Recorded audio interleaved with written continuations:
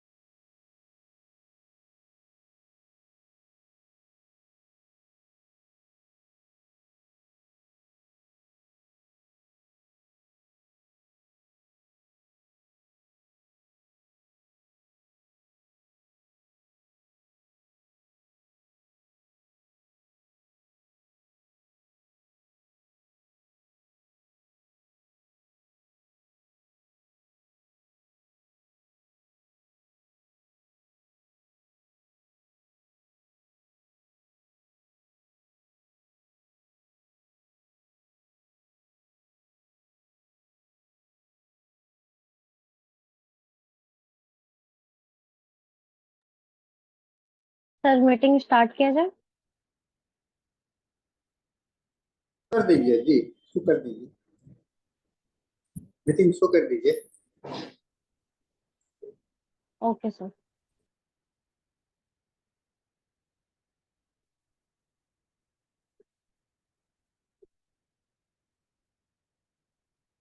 Good evening sir. नमस्कार। आप सभी को मेरा प्रणाम। आईएफपीएच के इस हिंदी मंच पे मैं डॉक्टर आस्था आप सभी का स्वागत करती हूँ। आज हमारे निरंतर आईएफपीएच का 562वां दिन है।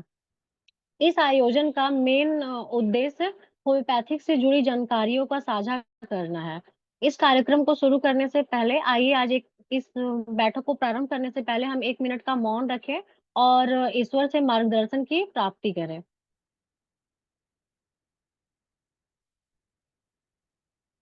धन्यवाद। मैं आप सभी का पुनः स्वागत करती हूँ। मैं आज इस बैठक में मुख्य अतिथि वक्ता डॉक्टर बीएम प्रसाद सर का स्वागत करती हूँ। आइए इनका सेशन शुरू करने से पहले इनके बारे में कुछ जान लेते हैं। सर ने बीएससी, बीएचएमएस के साथ-साथ एमडी के साथ पीएचडी की डिग्री ली हुई है। सर अभी चेयरमैन हैं ब्रिज फाउंडेशन के और ये प्रोफेसर हैं GD memorial homeopathic medical college Patna में और एलएमएचआई के सर मेंबर हैं और इन्होंने रिसर्च कर रखा है द सोसाइटी ऑफ होम्योपैथिक पे। इस दौरान सर को बहुत सारे अवार्ड से सम्मानित किया गया है, जिनमें से कुछ हैं आयुष वर्ल्ड एक्सपो मुंबई में और awarded at Homeopathic World Organization Goa में, Visionary of Bihar 2021 Patna and best homeopathic brand of the year 2017 Delhi में और डॉक्टर प्राइड अवार्ड 2017 पटना में। Thank you so much sir IFPS पे अपना समय देने के लिए। आज सर का टॉपिक है जीबी सिंड्रोम इन होम्योपैथिक। अब मैं सर से निवेदन करूंगी कि सर अपना सेशन स्टार्ट करें।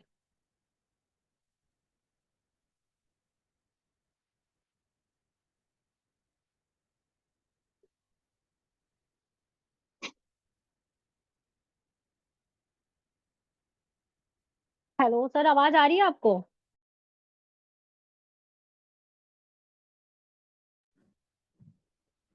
ब्रिजमोहन जी, अपने को अनम्यूट कीजिए, वीडियो ऑन कीजिए ब्रिजमोहन जी। जी जी जी सर जी। हाँ, अनम्यूट तो और वीडियो भी ऑन कीजिए। जी सर, वीडियो ऑन हो गया है। हाँ ठीक है, हो गया। वॉइस को क्लियर कीजिए।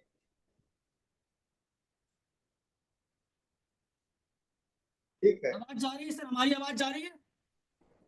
हाँ, आप शुरू कर सकते हैं वीडियो। जी सर, आपकी आवाज आ रही है, आप स्टार्ट करिए। मेरा पेपर शो कर रहा है ना? जी sir.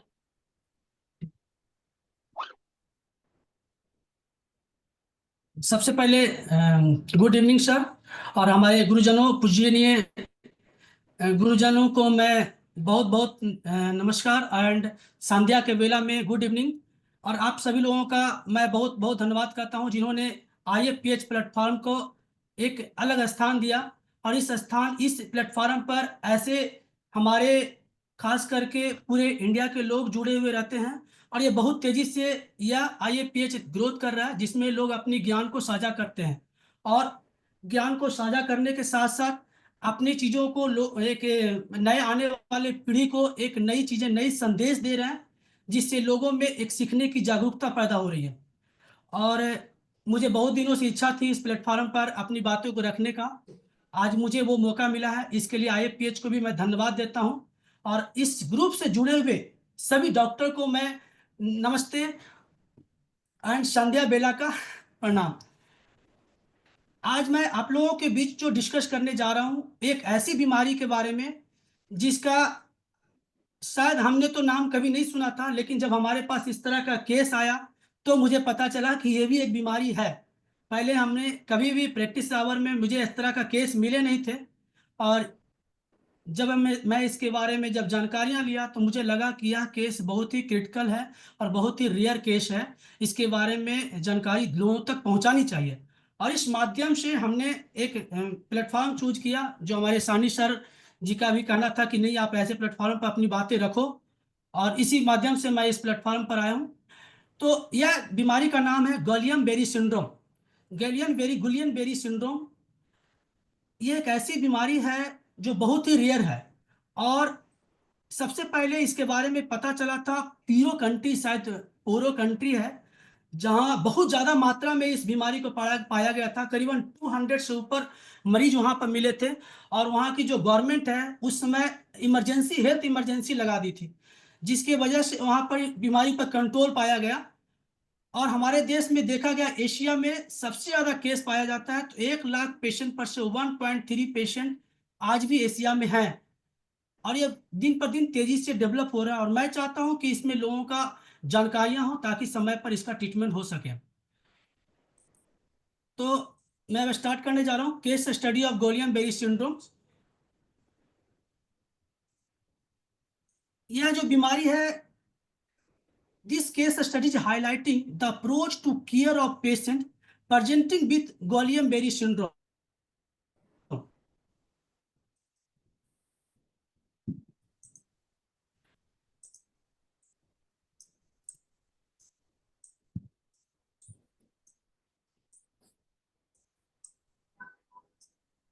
GBS is rare autoimmune disease in which the body immune system attack peripheral nerve. It is serious disorder with sign of limb weakness, tingling and numbness. It may ultimately result in paralysis.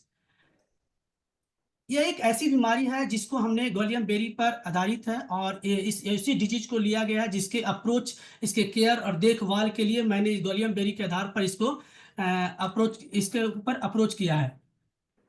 यह case study जो है जीवित पीड़ित व्यक्ति के देखभाल पर दृष्टिकोण पर प्रकाश डालती है। और दूसरी बड़ी बात है कि हमारा जो मेन उद्देश्य था, my aim was to study the disease in its details as well as look for possible help for जीवीएस पेशेंट इन होम्योपैथिक। मेरा एक उद्देश्य था कि ऐसे व्यक्ति पर ये डिटेल्स डिजीज व्यक्ति, ऐसे स्टडी में डिटेल्स इसका डिजीज व्यक्ति पर स्टडी किया गया है, जो साथ ही साथ यह दिखाता है कि जीबीएस पेशेंट को कैसे हम हेल्प होम्योपैथिक द्वारा हम कैसे हेल्प कर सकते हैं, और इसका अगर पहले से जानकारियां हो लोगों को, तो जो पेशेंट जो व्यक्ति है उसके परिवार को अगर इस तरह की जानकारियां हो तो अपनी ट्रीटमेंट आसानी से लोगों तो अच्छे डॉक्टर और अच्छे हॉस्पिटल में जाकर अपना ट्रीटमेंट करा सकें। इस पर यह आधारित है।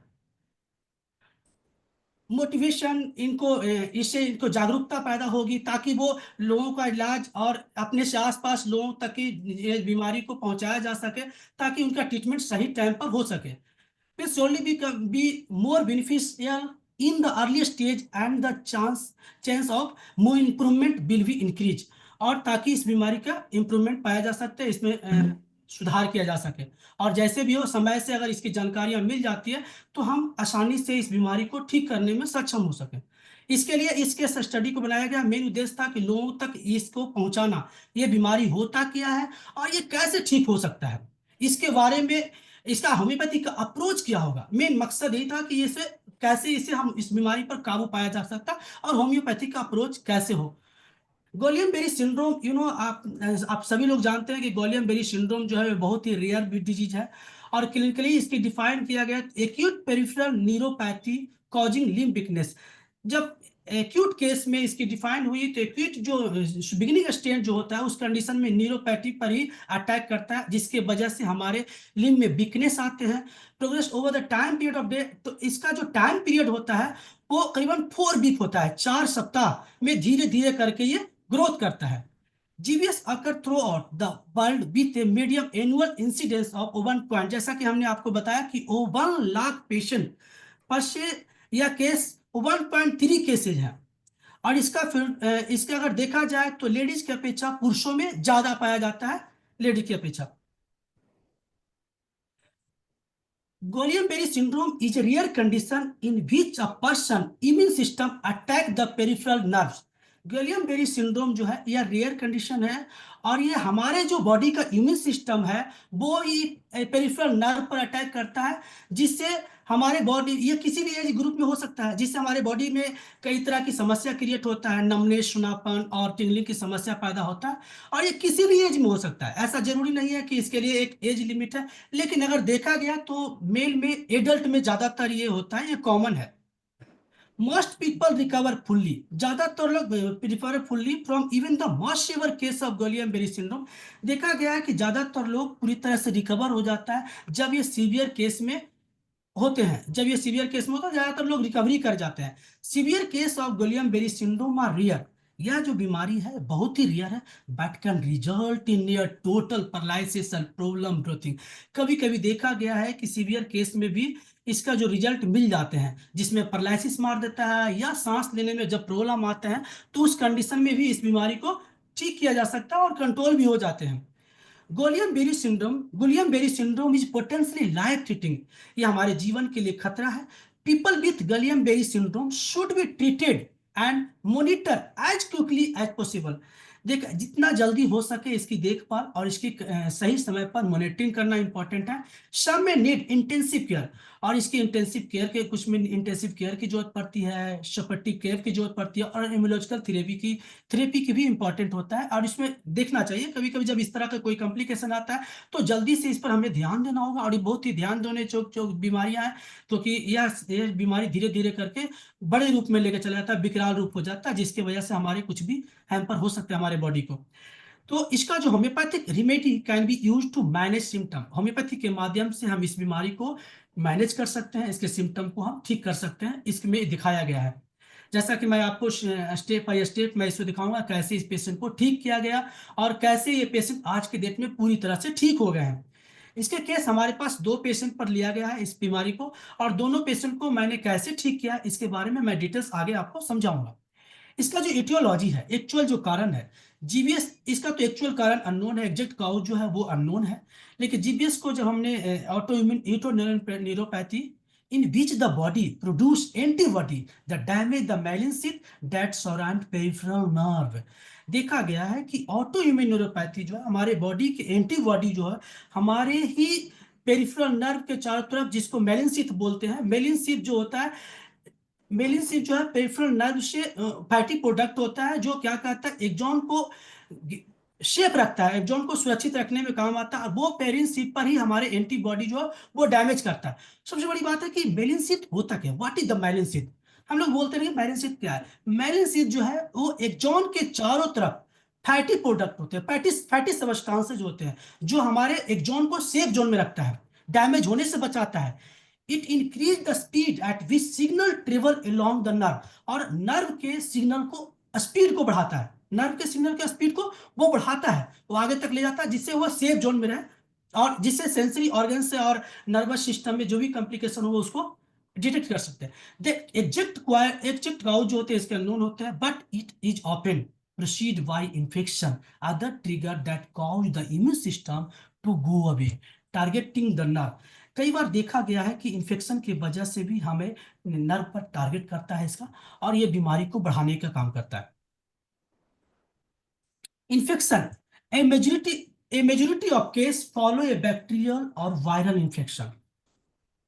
कई बार हमने देखा है कि बैक्टीरियल और वायरल इन्फेक्शन की वजह से भी इसको देखा गया है, और ज्यादातर most common infection trigger include, इसमें ये भी दिखाया गया है कि कैसे इसका मोस्ट जो कॉमन ट्रिगर्स है वो एक कॉम्प्लायोबैक्टीरियल जिजुनी, जिसको हम बोलते हैं कैम्प्लोबैक्टीरियल, कैम्पोबैक्टर, कैम्प्लोबैक्टर जिजुनी, बैक्टीरियल गैस्ट्रोइंटेस्टाइटिस एंड साइटोमेगालोवायरस।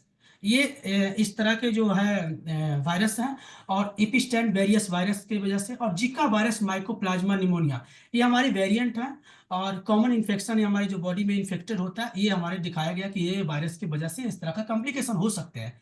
वैक्सीनेशन के भी रेयर केस में देखा गया है कि जब हम, आपने सुना होगा कोविड के बाद से हमारे देश में, क्या मतलब पूरे एशिया कंट्री में, ये बीमारी बहुत तेजी से डेवलप हुआ है।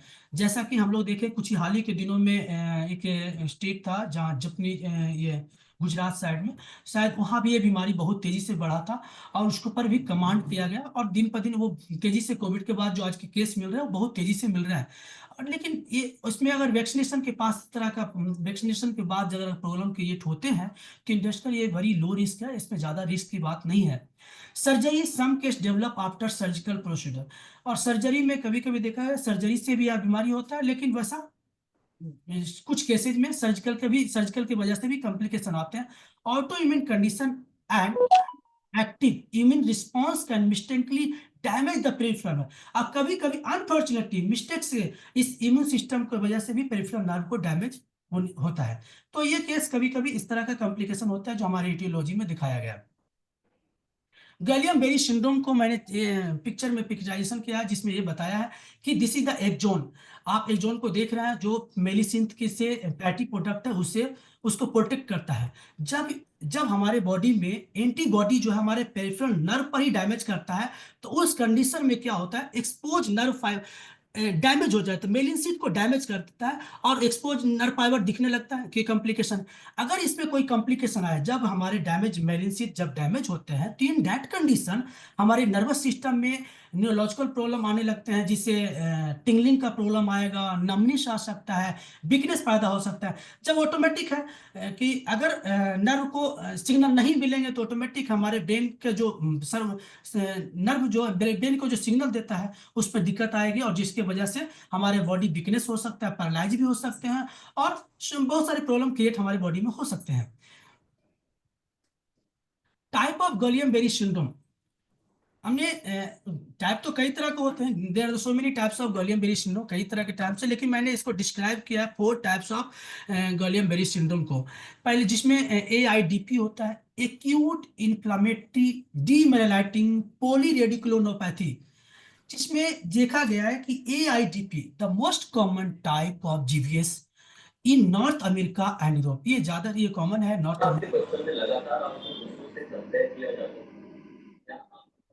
Sorry sir north America and Europe में इसे दिखाया गया है, जिसमें मसल्स वीकनेस होते हैं, इसके मसल्स वीकनेस आता है, usually begins in the lower body and speed upward, lower body से नीचे से ऊपर की ओर स्पीड बढ़ता है, तेजी से बढ़ता है, lower body to speed upward. जिसमें सेकंड देखा गया MFS मिलर फिशर सिंड्रोम, इसमें होता क्या है, ये रेयर वेरिएंट है, और ये नर्वस सिस्टम, फेस के नर्वस सिस्टम पर इफेक्ट डालता है। सिम्टम्स इंक्लूड वीकनेस, इसमें सिम्टम जो है वीकनेस आते हैं, आई के मसल्स, आई के मसल्स को भी वीकनेस करता है, difficulty सॉलोइंग and speaking and loss of tender reflexes, difficulty सॉलोइंग, जैसे हम लोग निगलने में प्रॉब्लम क्रिएट होगा, बोलने में प्रॉब्लम होगा, और हमारे बॉडी को, हाथ को, ज्वाइंट को जो खोलने और बंद करने में प्रॉब्लम क्रिएट होंगे, इस तरह का कॉम्प्लिकेशन इसमें लॉस होगा, इसमें यह देखा जाता है। और एक चीज और, इसमें हमारे जो है कभी कभी देखा गया है, इस फिशर सिंड्रोम में, मिलर फिशर सिंड्रोम में देखा गया है कि नर्व एक्सोन को भी डैमेज करता है। ये देखा गया है कि इसमें ऐसा हो सकता है कि नर्व एक्सोन को भी डैमेज होता है। लेकिन सेकेंडरी हम इसे सॉरी इसमें इसमें नर्व एक्सोन डैमेज नहीं होता है। ये एक्यूट मोरल एक्सोन न्यूरोपैथी में नर्व एक्सोन डैमेज होते हैं। तो इसमें rare type of GBS this में involve damage to nerve axon, sorry मैंने इसमें डिस्क्राइब कर दिया उसमें, इसमें ऐसा नहीं होता। एक्यूट मोटर एक्सोनल न्यूरोपैथी में अमान, जिसे यह केस हमारे पास आए हैं, इसके 2 केस हमारे पास मिले हैं और सेम वेरिएंट का केस हमारे पास आए हैं। तो मैं उसको आगे में डिस्क्राइब करूंगा कैसे ये पेशेंट हमारे ठीक हुए हैं। The rear type of involve damage to nerve axon, symptom include sudden weakness, इसमें सडनली पेशेंट को वीकनेस आता है, इसमें लिम्ब में वीकनेस है, समथिंग ट्रबल ब्रीथिंग, सांस लेने में प्रॉब्लम हो सकता है, एक अटक फैकल्टी दी ईस्ट एशिया, ये ज्यादातर हमारे ईस्ट एशिया में ही मिलते हैं, और हमारे ईस्ट एशिया में बहुत ज्यादा मात्रा में, और जिस ईस्ट एशिया में जैसे चाइना हो गया, इंडिया हो गया, तो ऐसे कंट्री में ज्यादातर मात्रा में ये पेशेंट मिल रहा है। एक्यूट मॉरल सेकंड फोर्थ जो हमारे हैं, M S S A N, acute motor sensory axon neuropathy, ये rare, this is the rare case, severe type of GBS, severe types of GBS that affect the zone of nerve involved in movement and sense। इसमें हमने देखा है कि इसमें भी ऐसा ही same condition create होता है, लेकिन इसमें क्या होता है, इसमें सिम्टम इंक्लूड होते हैं जिसमें सेंस भी चला जाने की संभावना है, मूवमेंट चला जाता है, सेंस इन्वॉल्व होता है, और इसमें भी नर्व एजोन पर भी नर्व एजोन को भी डैमेज करता है, ये भी देखा गया, जिसके वजह से नमनेस, टिंगलिंग, पैरों में हाथों में नमनेस और टिंगलिंग और कमजोरी, वीकनेस, कमजोरी आने लगता है, और चलने में भी डिफिकल्टी क्रिएट होता है। तो ये हमारे वेरिएंट हो गए, जिसमें हमने 4 वेरिएंट को आपको दिखाया है। जो मैं डिस्कस करूंगा वो अमान वेरिएंट, जिसको एक्यूट मोटर एजोन न्यूरोपैथी के बारे में मैं डिस्कस करूंगा, इस वेरिएंट पर आधारित है। पाइथोफिजियोलॉजी में हमने देखा है कि इस तरह का case in GBS Guillain-Barré syndrome, the immune system began to attack myelin sheath of peripheral nerve, similar to multiple sclerosis, but affecting peripheral rather than central nervous। इसमें 2 पॉइंट उठ के आया, immune system begins to attack, immune system जो हमारा attack करता है, attack कहाँ करता है, मेलिन शीथ पर, और पेरिफेरल नर्व के मेलिन शीथ को डैमेज करता है, मेलिन शीथ को डैमेज करता है। और इसमें एक चीज हमने, similar to multiple sclerosis but affecting peripheral rather than centre. एक क्वेश्चन उठता है कि मल्टीपल स्क्लेरोसिस क्या होता है, पेरिफेरल नर्व, जो हमने जीबीएस में पेरिफेरल नर्व को देखा जाए, तो ये जो मल्टीपल स्क्लेरोसिस है, ये हमारे सेंट्रल नर्वस सिस्टम को डैमेज करता है, जिसकी वजह से हम क्या करते हैं, दोनों 2 पार्ट है, जीबीएस और मल्टीपल स्क्लेरोसिस। मल्टीपल स्क्लेरोसिस के बारे में मैं डिफाइन करना चाह रहा हूं कि ये जो हमारे हैं सेंट्रल नर्वस सिस्टम को डैमेज करता है, जिसके वजह से पेशेंट को कई तरह के कॉम्प्लिकेशन आ सकते हैं, जिसके वजह से विजन, आंख का विजन चला जा सकता है, न्यूरोलॉजिकल, माइंड का प्रॉब्लम, मेंटल डिसऑर्डर का पेशेंट भी बन सकते हैं, माइंड भी डैमेज हो सकता है, माइंड की समस्या आ सकती है कई तरह का, और हमारे बॉडी में जो सिम्टम उसमें क्रिएट हो, वो भी प्रॉब्लम क्रिएट हो सकता है, नमनेस, सुनापन हो, और वीकनेस भी आ सकता है, but affecting of peripheral rather than central nervous. जैसे पेरिफेरल के बारे में हमने, जीबीएस जो है पेरिफेरल नर्वस सिस्टम को डैमेज करता है, और यह जो क्या करता है, ये हमारे सेंट्रल नर्वस सिस्टम पर वर्क नहीं करता है, पेरिफेरल नर्वस सिस्टम को डैमेज करता है, जिसके वजह से जो हमने बताया पिछले स्लाइड में दिखाया कि मेलिन शीथ को डैमेज करता है, मेलिन शीथ की वजह से नमनेस, टिंगलिंग और वीकनेस की समस्या क्रिएट होता है। तो दोनों वेरिएंट, दोनों सेम है, दोनों अलग है। सम वेरिएंट, कुछ वेरिएंट में it can also attack the nerve axon, और कुछ वेरिएंट में देखा गया कि नर्व एजोन को भी अटैक करता है, कुछ वेरिएंट में, सभी वेरिएंट में ऐसा नहीं होता, कुछ वेरिएंट में नर्व एजोन को भी डैमेज करता है, जिसको अमान वेरिएंट बोल सकते हैं। इसके अमान वेरिएंट पर नर्व जोन पर डैमेज करता है। जिसके बारे में डिस्कस कर, this disruption leads to a slowing और ब्लॉकेज ऑफ नर्व, स्लोइंग और blockage of nerve signal transmission, जो कि हमारे नर्वस सिग्नल ट्रांसमिशन को, जिसमें ब्लॉक होने की संभावना और स्लो धीरे धीरे करके वो धीरे धीरे इवन धीरे धीरे और ब्लॉक भी हो जाता है, ब्लॉक भी हो सकता है। इसमें इसके कारण कॉजिंग वीकनेस आएगा, इसके कारण वीकनेस और सेंसरी चेंजेस आएंगे। क्लिनिकल फीचर्स, अर्ली सिम्टम्स में अगर देखा जाए तो मैंने इसके 4 सिम्टम क्रिएट किया, 4 सिम्टम को दिखाया, 5 सिम्टम हमारे पास सामने दिख रहा है, जिसमें पहला सिम्टम होता है early symptom, usually begin as tingling. जब शुरुआती में होते हैं तो इसमें टिंगलिंग आते हैं, नमनिश होता है, पैरों में हाथों में टिंगलिंग और नमनिश आते हैं विच ग्रेजुअली प्रोग्रेस टू वीक, और धीरे धीरे वीकनेस, बहुत कमजोरी आने लगता है, वीकनेस करना स्पीड, और कभी कभी बहुत तेजी से बढ़ जाता है, डिफिकल्टी आता है। जिसमें सेकंड में दिखा रहा है muscles weakness, it often starts in leg and move upward. जब इसमें पैरों से स्टार्ट होता है और ऊपर क्यों जाता है, potentially affect the respiratory muscles, और हमारे रिस्पायरेटरी मसल्स को भी अफेक्ट डालता है, which can be life threatening, और ये हमारे जीवन के लिए खतरा भी हो सकता है। सेंसरी सिम्टम में इंक्लूडिंग नमनेस, सेंसरी सिम्टम जो होते हैं इसमें नमनेस इंक्लूड टिंगलिंग्स और पेन, इसमें नमनेस भी आते हैं, टिंगलिंग भी होते हैं और पेन भी होता है, though this are often mild compare to the weakness. अब कभी कभी इसमें कंपेयर टू वीकनेस आप कर सकते हैं इसका, कि आप इसमें कमजोरी बहुत, मतलब एक दिया गया है कि मतलब कम वीकनेस की अपेक्षा जो है ना, ये मतलब एक कॉमन माना जाता है और इसमें ज्यादा ग्रोथ होने की संभावना कम रहता है। Reflex loss, deep tendon reflex such as the knee jerk are often diminished of absent। Deep tendon, आप एक चीज देखना चाह रहे थे कि डीप टेंडन रिफ्लेक्सेस, इसमें कई कई क्या होता है कि हमारा हाथ भी नहीं खुल पाता है, पैर में जकड़न हो जाते हैं, वो पूरी तरह से खुल ना आता है, नी में जर्क आता है। जब ये नी जर्क आएंगे तो डिमेंशन समाप्त हो सकता है और एब्सेंट भी हो सकता है। इसमें प्राय देखा गया कि पूरी तरह से डैमेज भी हो सकता है और एब्सेंट भी रहेगा। ऑटोनोमिक डिस्फंक्शन में इन सम केसेस, कुछ केस में ऑटोनोमिक डिस्फंक्शन में देखा है कि कुछ केस में GVS affect the autonomic nervous system, GVS जो है अफेक्ट करता है ऑटोनोमिक नर्वस सिस्टम पर अटैक करता है, लीडिंग टू अनॉर्मल, जिसके वजह से heart rhythms, blood pressure fluctuation and gastrointestinal symptom भी आ सकते हैं। Overview, in Guillain-Barré syndrome, the body immune system attack part of the peripheral। जैसा कि हम जानते हैं कि एक Guillain-Barré syndrome जो हमारे बॉडी के पार्ट, जैसा कि हम लोग जानते हैं कि Guillain-Barré syndrome जो है, वो हमने देखा है कि Guillain-Barré syndrome का जो ये सिम्टम है बॉडी के, हमारा खुद का इम्यून सिस्टम है जो पेरिफेरल नर्वस सिस्टम को डैमेज करता है, जैसा कि हम लोग जानते हैं। Syndrome can effect the nerve the control muscles movement, और सिंड्रोम जो है वो हमें मसल्स मूवमेंट को कंट्रोल करने वाले नसों को, साथ साथ पेन, जिसके वजह से टेम्परेचर और टच टू संचालित करने वाले नसों को प्रभावित कर सकता है। इसके वजह से भी हो सकता है कि आपको संचालित करने वाले जो नस उसको भी प्रभावित करता है, जो वो भी डैमेज कर सकता है। This can result in muscles weakness, जिसके वजह से मसल्स में weakness, loss of sensation in legs and arms, हमारे बाहों में पैरों में लॉस, सेंसेशन भी लॉस हो सकते हैं, एंड प्रॉब्लम स्लोइंग और ब्रीथिंग, खाने पीने में निगलने में भी प्रॉब्लम आएगा और सांस लेने में भी प्रॉब्लम आते हैं। It is a rare condition, and while it is more common in adult and in male people of all age can be affected। ये रेयर केस में ज्यादातर देखा कि एडल्ट में, मेल में, एडल्ट में ये कॉमन होता है और ये किसी भी एज को लोगों को अफेक्ट कर सकता है।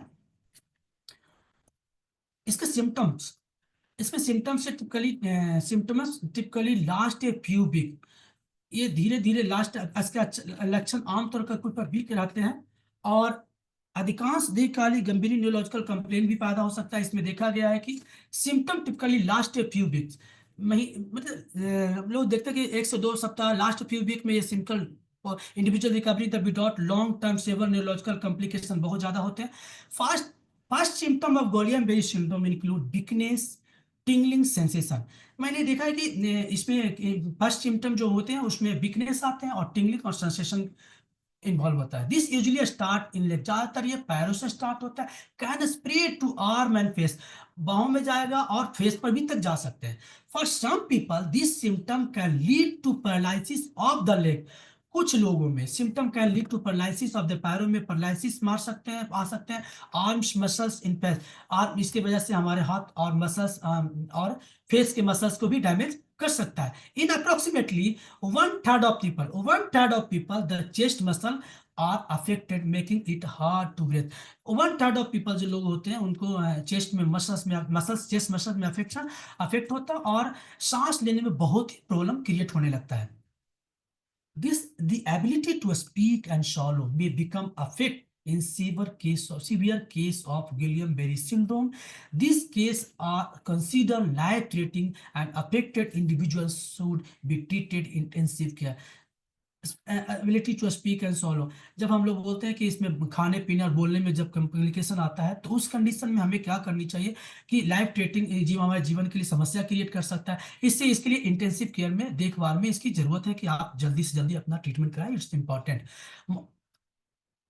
देखा गया है कि मोस्ट पीपल रिकवरी फुल्ली, ज्यादातर लोग पूरी तरह से रिकवर करता है from even the most severe केसों में, गुइलियन-बेरी के सीवियर केसों में ज्यादातर लोग रिकवर भी होते हैं। Although some continue to experience weakness, और इसमें जो कंटिन्यूअस वीकनेस कमजोरी जो आते हैं उसकी वजह से वो रिकवर भी हो जाते हैं। कुछ केसेस में आसानी से रिकवर हो जाता है, इसमें कुछ ज्यादा सीरियस होने की जरूरत नहीं है, बहुत सारे केसों में आसानी से ठीक हो जाते हैं। Even in the best of setting a small number of Guillain Barre syndrome, एक small number of Guillain Barre syndrome patient die for complication. कई देखा गया है कि बहुत भी मतलब कम से कम नंबर ऑफ केस में क्या होता है कि इसकी वजह से मौत भी हो सकती है, which can include paralysis of muscles that control breathing, blood infections, lungs clot और कार्डिक अरेस्ट। कई बार देखा गया है कि इसके वजह से कार्डिक अरेस्ट हो सकते हैं, लंग्स क्लॉट की वजह से ब्लड इन्फेक्शन और सांस लेने में जब प्रॉब्लम क्रिएट होगा, पैरालिसिस की संभावना है। इसके वजह से कई ऐसे मैंने कई केसों में ऐसा हो गया होता है कि कुछ केसेस में पेशेंट एक्सपायर भी कर जाते हैं। तो इस तरह का अगर कॉम्प्लिकेशन आते हैं तो उस कंडीशन में ऐसा हो सकता है मे भी। डायग्नोसिस में हमने diagnosis is a base on symptom and finding, जिसमें हमने डायग्नोसिस किया जिसमें न्यूरोलॉजिकल एग्जामिनेशन करना होता है, ये नर्व कंडीशन स्टडी जिसमें कि हम लोग बताएंगे कि नर्व कंडीशन कंडक्शन स्टडी जिसमें अमान आते हैं, लंबर पंक्चर भी करा के देख सकते हैं, और इलेक्ट्रोमायोग्राफी के द्वारा भी हम इसकी इलेक्ट्रोमायोग्राफी और ब्लड टेस्ट के द्वारा भी हम इसकी डायग्नोसिस कर सकते हैं, जिसमें ये रेयर है और इसको इंपॉर्टेंट होता है, इसके माध्यम से आपकी बीमारी के बारे में पता चलता है। मैंने इसका केस स्टडी किया है, तो केस स्टडी में हमने diagnosis is based on symptom and finding on neurological case study. एक हमारी ये केस स्टडी मैं स्टार्ट करने जा रहा हूँ जिसमें हम बताएंगे कि हमारे पेशेंट कैसे ठीक हुआ और कितने दिनों में ठीक हुए और आज तक वो पेशेंट का सिचुएशन क्या है, एट प्रेजेंट सिचुएशन को भी मैं आपके सामने डिस्कस करूंगा। He is Sanjay Kumar Sinha, he belongs to Gaya, he is a government teacher, occupation इनकी गवर्नमेंट टीचर है, और इनकी केस टेकिंग जो है 16/9/2023 को हमारे पास इसका पेशेंट लेकर आए थे। यह केस हमारे पास जब आए थे तो बहुत ही क्रिटिकल सिचुएशन में हमारे इनके जो पेरेंट्स थे हमारे पास लेकर आए थे, और जब ये आए थे तो इनके बॉडी का कोई सेंसेशन नहीं थी, बॉडी में कोई जैसा कि हमने लिखा है कि 40 वर्ष के हैं ये, और इनकी हिस्ट्री थी कि नमनेस था, tingling and weakness and both दोनों एक्सट्रीमिटीज में, हाथ पैरों में कोई सेंसेशन नहीं। ये बेड पर हमेशा सोए रहते थे, 6 महीने से ये अपने बेड पर चले गए थे, जिसकी वजह से इनको खाने पीने और सारा बेड पर ही होता था। इनिशियली नमनेस, जब ये इनिशियली इनको देखा गया तो numbness part present over a period of 6 month, 6 महीने से इनको नमनेस था, नो सेंसेशन। आफ्टर 3 मंथ और one set of symptom he started having gait instability described by the patient losing his balance require him to use of can to park। और इसमें ये भी देखा गया कि वो कैनी टू बाकी छड़ी के द्वारा भी इनको ऐसा सिचुएशन हो गया 6 महीने और 3 महीने के बीच में, ये पूरी तरह से सिम्टम तेजी से ग्रोथ हुआ, और ग्रोथ होते होते ये पेशेंट ऐसे हो गया कि वो पूरी तरह से छड़ी लेकर चलने के नौबत पर आ गए। Complain start 1 years back with fever, इनकी जो कंप्लेन स्टार्ट हुआ था 1 साल पहले फीवर से होता, विच कंटिन्यू फॉर 6, और इसका जो फीवर था वो 6 महीने तक रहा। Fever used to come on especially in the evening, इनका फीवर शाम में ज्यादा होता है, along with upper respiratory tract infection including cough and coryza. मैंने देखा कि इनको जो है अपर रेस्पिरेटरी ट्रैक इन्फेक्शन भी हुआ था इनको, जिसकी वजह से कफ, सर्दी, खांसी, बुखार, और शाम के शाम प्रतिदिन इनको शाम के शाम ये मैंने इनको कॉमन हो चुका था, शाम के शाम फीवर रहता ही था। Then he develop weakness, no sensation. इनको देखा गया कि वीकनेस और कोई भी सेंसेशन नहीं थी, बहुत ज्यादा डिप्ली इन द अपर और lower limbs which is more on walking for a long distance, and which progress show that the patient feel weak even after walking for a short distance. The weakness is better by rest. मैंने देखा develop इनकी जो weakness बहुत तेजी से कमजोर होने लगा, और इनका अपर एंड लोअर लिम्स में प्रॉब्लम क्रिएट होने लगा, लॉन्ग डिस्टेंस से लंबे समय से उनको परेशानी बढ़ने लगी, और ये धीरे धीरे पेशेंट का बहुत ज्यादा वीक हो गया, चलने में दिक्कत होने लगे, और जिसके बहुत तेजी से इनकी जो है शरीर गिरते चला गया, और ये गिरते जाने की वजह से इनको जब ये बेड पर आते थे इनको बहुत अच्छा फील होता था। Patient use to fall down due to weakness, मैंने वीकनेस की वजह से वो थोड़ा भी चलते थे तो वो गिर जाते थे। There was pain in the lower limbs, there was pain in the lower limbs which increased on walking and ascending stairs.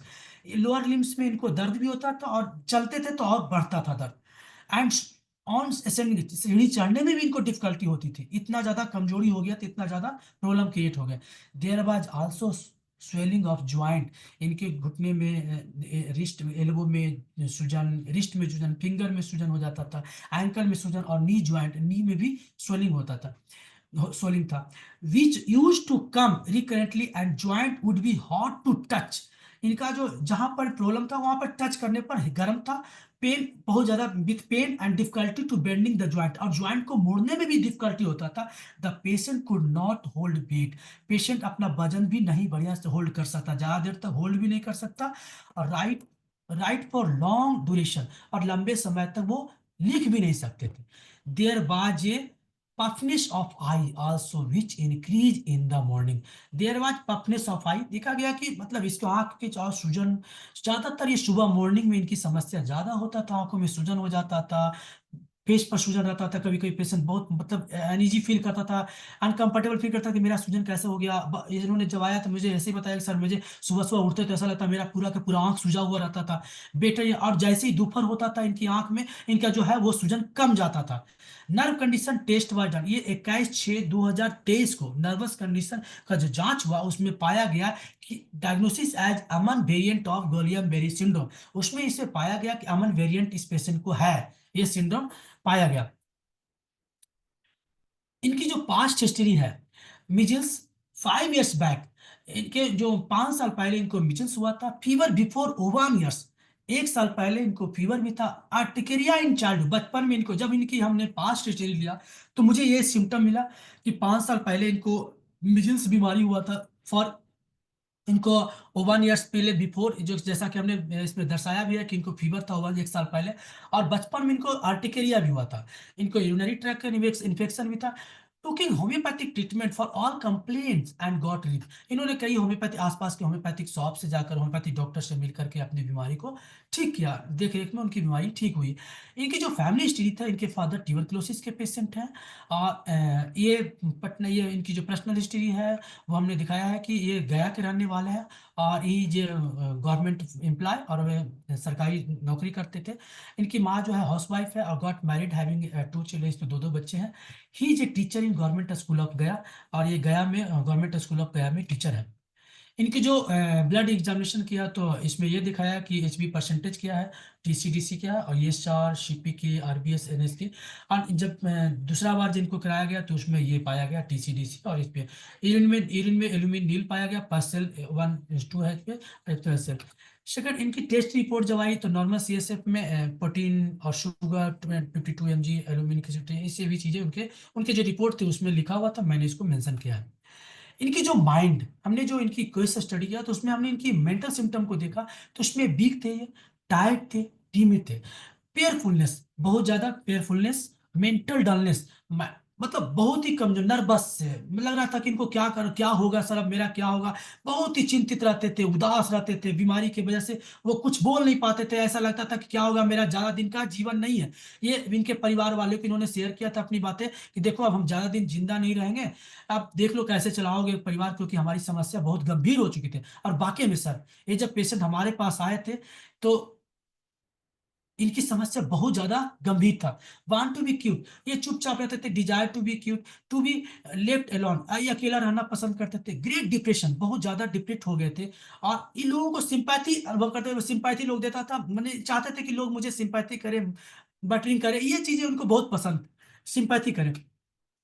इनका जब जनरल देखा गया तो एपिटाइट लो, थ्रस्ट भी, प्यास भी बहुत कम था। Desire cold drink and cold food, इनकी जो डिजायर थी कोल्ड ड्रिंक ज्यादा, ठंडा चीज बहुत पसंद करते थे।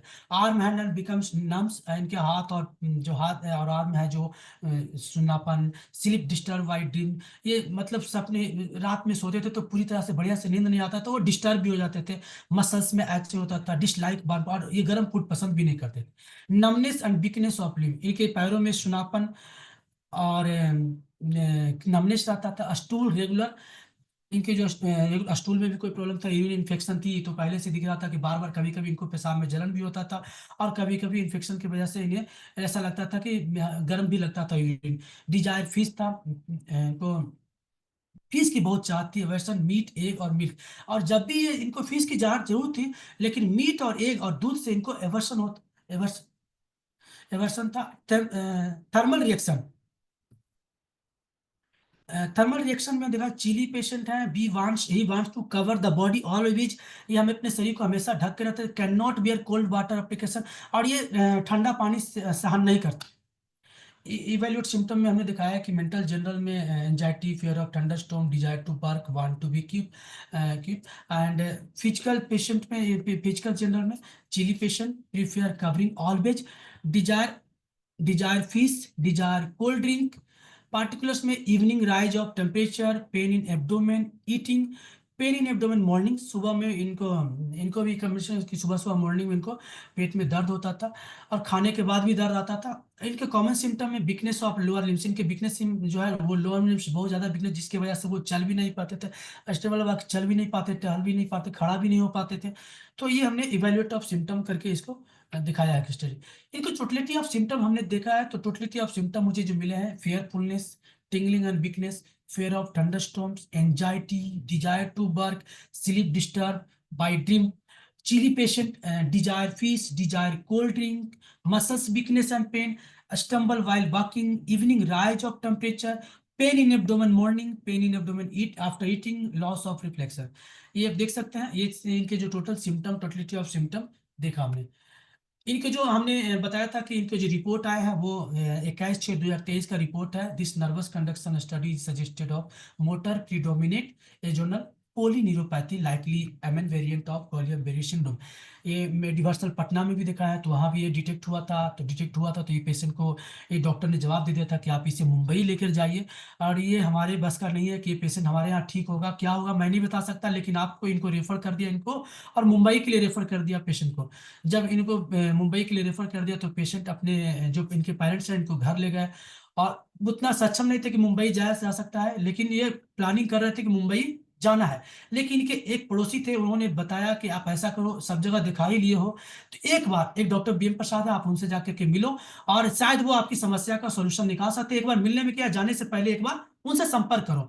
और बहुत ही उम्मीद के साथ वो पेशेंट हमारे पास आया, उनके पेरेंट्स आए हमारे पास, और उन्होंने बोला सर ऐसा ऐसा बात है, ये पेशेंट कैसे ठीक होगा, आप इसका ट्रीटमेंट करें। तो एक्चुअली मेरे लिए बहुत ही नया केस था, और मैं इस केस को समझ भी नहीं पा रहा था कि पेशेंट को क्या होगा। तो ये मेरे लिए बहुत ही चैलेंजिंग केस था, और मुझे खुद ही ये भी पता नहीं था कि गिलियम बेरी सिंड्रोम होता क्या। मैंने कई बार सुना था भी, लेकिन फिर भी मैंने इस पर स्टडी स्टार्ट किया, और इसके बारे में बहुत डीप अध्ययन किया कि वाकई में इस बीमारी को कैसे ठीक किया जा सकता है। तो हमारे पास जब कैसे, तो वीडियो कॉल से दिखाया उस पेशेंट को, और हमने थोड़ी देर में उनको वीडियो भी मंगवाया कि आप बताइए पेशेंट कैसा है। तो उन्होंने वीडियो दिखाया। जिस समय वो मेरे पास पेशेंट को वीडियो लेकर आए थे, तो पेशेंट का पेरेंट्स भी बहुत ज़्यादा रो रहे थे। हमारे यहाँ आने के बाद वो बहुत रोने लगे, उनके और पेशेंट भी बातें करते करते बहुत ज़्यादा रोना शुरू कर दिया कि सर अब मेरी जीवन बचा लो, अब मुझे मुंबई नहीं जाना, अगर शायद जाए तो मुंबई से मैं वापस नहीं आ सकता हूँ। इस तरह की बातें वो क्या करते थे। ये हमारे पेशेंट हैं संजय कुमार जी। तो जब हमने वीडियो कॉल से इनको देखा, और इसे वीडियो भी लिया हूं, तो पहली विजिट 16/9/2023 को हमारे हुआ। पेन इन फीट, इनको पैरों में बहुत ज्यादा दर्द था, weakness in upper and lower extremities, इनके कमजोरी थे अपर और लोअर एक्सट्रीमिटीज में, बहुत ज्यादा कमजोरी था। अनेबल टू मूव, वो मूव भी नहीं कर सकते, not any sensation in his extremities, और इनके कोई भी सेंसेशन इनके एक्सट्रीमिटीज में नहीं था, अपर लिम्स, लोअर एक्सट्रीमिटीज और अपर एक्सट्रीमिटीज में इनको कोई भी सेंसेशन नहीं था, पूरी तरह से वो मूव नहीं कर रहा था, काम नहीं कर रहा था। न हमने सुनापन भी और सेंस भी लगता, ऐसे लगता है कि मानो सेंस चला गया हो हाथ पैर में। एपेटाइट बहुत लो था, भूख भी नहीं लग रहा था। Mental condition stressful situation and worry, इनकी जो सिचुएशन था वो बहुत ही ज्यादा चिंतित स्ट्रेसफुल सिचुएशन में थे वो। इनको हमने जो मेडिसिन प्रेस्क्राइब किया वो जैल्सेनियम 6 और phosphorus 200, 4 drops daily, 2 dose weekly. आप इसको वीडियो में देख सकते हैं कि मैं वीडियो दिखा रहा हूँ, ये पूरी तरह से सेंसेशन नहीं है, आप इसे देख सकते हैं, कोई भी सेंसेशन नहीं है इसके बॉडी में। आप विद इन 24 मैंने इनको दवा दिया, उस समय मैंने इस पेशेंट को, ये पहला मरीज थे मेरे पास आया था जिसको मैंने 1 घंटा अपने क्लिनिक पर बैठाया था, और इस पेशेंट को पूरी तरह से डायग्नोसिस किया था इस पेशेंट को, कि ये मेरे लिए नया था ये केस, इसके वजह से इस पेशेंट को मैं 1 घंटे समय दिया। मैं जनरली मेरे यहाँ भीड़ ज्यादा होने की वजह से मैं ज्यादा समय नहीं दे पाता हूँ पेशेंट पर, लेकिन इस पेशेंट के लिए खास करके मुझे समय देना पड़ा, और मैं इस पेशेंट को चैलेंज के रूप में लिया। तो जब ये पेशेंट को मैंने दवा दिया, दवा देने के बाद पूरी तरह से इसके गार्जियन संतुष्ट हुए और घर गए। दवा देने के 24 घंटे के अंदर, within 24 hours, pain in feet, weakness in upper and lower extremities, weakness upper और लोअर एक्सट्रीमिटीज में कंसिस्ट थी, अनेबल टू मूव, वो चल भी नहीं पाता था, but sensation start in his extremity. इनको जैसे ही दवा दी गई, विद इन 24 आवर्स में इसके पैरों में सेंसेशन स्टार्ट हो गया, and can move little bit, और थोड़ा थोड़ा लिटिल बिट मूव भी करने लगा। Appetite low, mental condition stressful situation and worry, ये था, आप देख सकते हैं सेंसेशन स्टार्ट हो गई with in 24 hours. This is the miracle result for homeopathy का ही मैंने अपने मिराकल रिजल्ट दिखा रहा हूं कि कैसे ये पेशेंट हमारे ठीक हुए, और मेरे अंदर जो कॉन्फिडेंस लेवल आया वो कई गुना बढ़ गया इस पेशेंट को देखने के बाद। ये आप देख सकते हैं कैसे इसमें बॉडी के हर पार्ट में सेंसेशन स्टार्ट हो गई है, थोड़ी थोड़ी मूवमेंट देख सकते हैं। ये देखिए,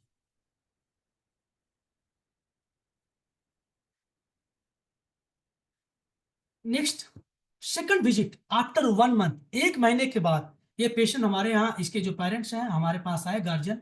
पेन इन फीट कंसिस्ट, पैरों में पेट कंसिस्ट था, weakness in upper and lower extremity reduce, इसमें थोड़ी जो है वो रिड्यूस हुआ, अपर कमजोरी में थोड़ी कमी आई। Can stand with support for 5 minutes, 5 minute तक ये अपने से खड़ा हो गए। ये रिस्पांस मुझे मिला कि 5 मिनट तक ये पेशेंट का वीडियो मुझे मिला।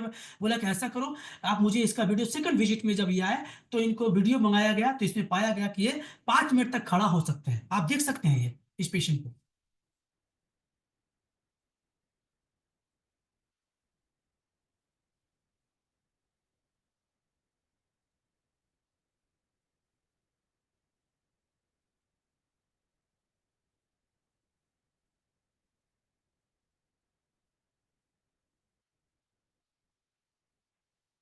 ये देख लीजिए, अब ये सेम डे का है, ये अपना हाथ भी चला लेते थे, और ये same day moving is hand without support, हाथ भी अपना ये चला रहा है सेम डे। ये दोनों वीडियो हमें मुझे भेजे थे कि सर मेरा पेशेंट का हाथ भी चल रहा है।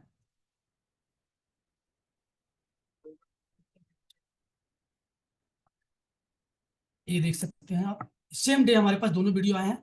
दोनों वीडियो को हमने देखा है कि एक एक तो एक खड़ा भी हो जाते हैं और बैठ करके अपने हाथ को भी आप चलाने लगे। इतना बढ़िया रिस्पांस मिला इस पेशेंट को। और ये देख लीजिए, और थर्ड विजिट, तीसरा विजिट जब हमारे पास आफ्टर 2 मंथ, 2 महीने के बाद ही हमारे पास पेशेंट के गार्जियन आते हैं।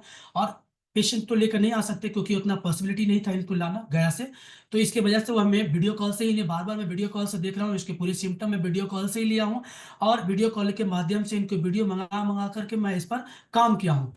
तो मैंने थर्ड विजिट जब किया आफ्टर 2 मंथ के बाद, पेन इन फीट लिप, पैरों के दर्द में आराम मिल गया, sensation start in upper and lower extremity, और पैरों में अपर और लोअर एक्सट्रीमिटी सेंसेशन स्टार्ट भी हो गया। Can move some step with support, support के साथ थोड़ी सी दूरी चलने भी लगे पेशेंट, इतना बढ़िया एपेटाइट इनका बहुत बढ़िया हो गया, मेंटल कंडीशन भी इनको एक पॉजिटिव थिंकिंग हो गया, ये पॉजिटिव आ गया कि मैं अब खड़ा हो सकता हूँ। पेशेंट बोलने लगे कि लगता है कि मेरी लाइफ बच गई सर, मैं जिंदा हो सकता हूँ। मतलब खुशी खुशी ये हमारे को इजहार करने लगे अपनी बातों को। तो मैंने फिर से इनको जलसेमियम और फास्फोरस को कंटिन्यू रखा और प्लेसबो ट्वाइस अ डे इनको देते रहा इस बीमारी में। आप देख सकते हैं पेशेंट मूव कर रहे हैं,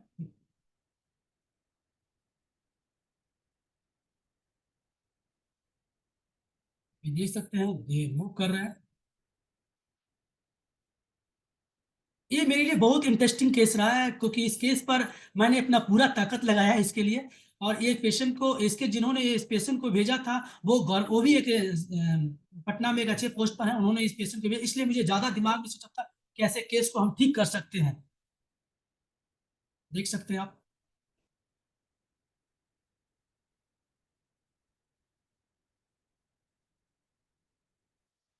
next, fourth visit after 4 month के बाद, चौथा विजिट जब हमारे पास होते हैं 4 महीने के बाद, can move some step without support, start some exercise also. चौथे जो हमारे आफ्टर 4 महीने के बाद पेशेंट बिना सपोर्ट के थोड़ी दूर अब चलने लगे और एक्सरसाइज करने लगे। आप इसका ही वीडियो देख सकते हैं, लेकिन मैंने मेडिसिन को कंटिन्यू रखा, मेडिसिन मैंने बंद नहीं किया, फिर भी मैं उसी सेम मेडिसिन को मैं रेगुलर रखा। आप देख सकते हैं इसकी पूरी सिस्टम को देख सकते हैं कैसे इन्होंने, मैंने कहीं से वीडियो को कुछ नहीं किया है, सारी चीजों को एक एक करके डिस्क्राइब किया है, जैसे हमारे पास आया उसको मैंने रखा है। थोड़ी सी लॉन्ग होगा, लंबा होगा, इसके लिए तो मैं सॉरी चाहूंगा। आप देख सकते हैं एक एक स्टेप बाय स्टेप इस पेशेंट को मैं दिखा रहा हूँ।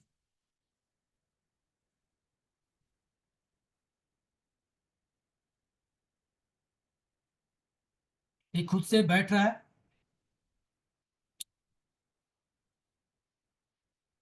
अब इस पोजीशन में भी ये बैठेंगे, लेकिन इसकी सपोर्ट की जरूरत पड़ेगी यहाँ पर। अभी पूरी तरह से पेशेंट हमारे ठीक नहीं हुए, इसलिए इस तरह का कंडीशन हो रहा है। ये देखिए, अब ये पेशेंट इस तरह के हैं।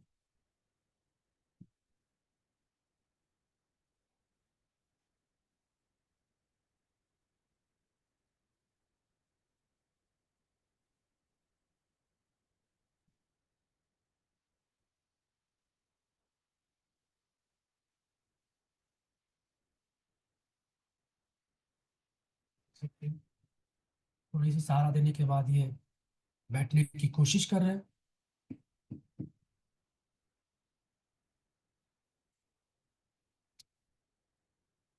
थोड़ा सा मैं समय लूंगा सर आप लोगों से, इसके लिए सॉरी चाहूंगा सर।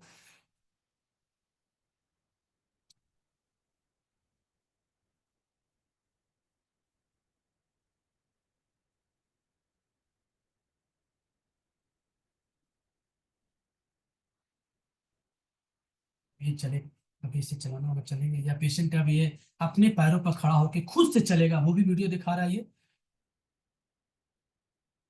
देखिए ये खड़ा हो गया विदाउट एनी सपोर्ट, थोड़ी सपोर्ट है लेकिन फिर भी ये चलेंगे।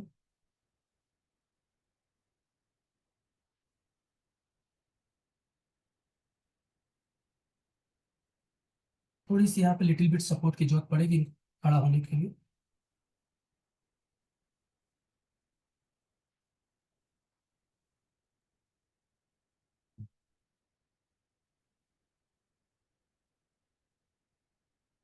अब ये बिना सपोर्ट के भी थोड़ी दूर चल सकते हैं, आप देख रहे हैं, देख रहे हैं आप। ये गैलियम बेरी के सिंड्रोम को कैसे ठीक हुआ, मैं एक एक स्टेप बाय स्टेप, क्योंकि इस पेशेंट के पीछे बहुत मेहनत किया गया है, कोशिश किया गया है इस पेशेंट को रिकवर करें। देख रहे हैं ये पूरी तरह से विदाउट एनी सपोर्ट थोड़ी दूर चल लिए। नेक्स्ट, आफ्टर 6 मंथ, 6 महीने के बाद ये पेशेंट का मुझे रिपोर्ट आता है, क्योंकि मेडिसिन इनको दिया गया था 2 महीने रेगुलर चलाने के लिए। तो आफ्टर 6 मंथ के बाद पेन इन फीट रिलीफ, इनके पैरों का दर्द में बहुत रिलीफ मिल गया, sensation start in upper and lower extremity, और इनका जो सेंसेशन है अपर और लोअर एक्सट्रीमिटीज में आ गया। Can walk freely without support, बिना सपोर्ट के वो पूरी तरह से चलने लगे। ज्वाइन इज ड्यूटी, अपना ड्यूटी भी आफ्टर 1 ईयर्स के बाद इन्होंने अपनी ड्यूटी ज्वाइन किया और ड्यूटी से अपना वीडियो बना करके खुद से इन्होंने मुझे भेजा है। इनकी खाने पीने का एपेटाइट वो भी अच्छा हो गया, मेंटल कंडीशन बहुत अच्छा हो गया, पेशेंट में कॉन्फिडेंस हो गया। और ये पेशेंट आप देख सकते हैं, इसका ये पेशेंट पूरी तरह से चल रहा है, बट थोड़ी लिटिल बिट प्रॉब्लम है इसके पैरों में। बाकी सभी सेंसेशन ठीक हो गए, नॉर्मल हो गया, हाथ वगैरह सब कुछ नॉर्मल हो चुका है। ये 6 मंथ का हमारा एक्सपीरियंस, 6 मंथ का पेशेंट का एक्सपीरियंस है कि मैंने कैसे इस पेशेंट को ठीक किया गया और कैसे ये पेशेंट ठीक हुआ। ये जलसेमिया और फास्फोरस का जो रिजल्ट मिला है, बहुत ही अनएक्सपेक्टेड रिजल्ट मिला है। और मैं मानूंगा कि ये वाकई में ये एक मिराकल है होम्योपैथी के लिए, और होम्योपैथी के प्रति जो लोगों को जो विचारधाराएं हैं वो इस तरह के पेशेंट को ठीक होने के बाद डेवलप होगा। इस तरह के इसी के वजह से हम लोगों ने इस पर काम किया, हमारी टीम ने इस पर काम किया है।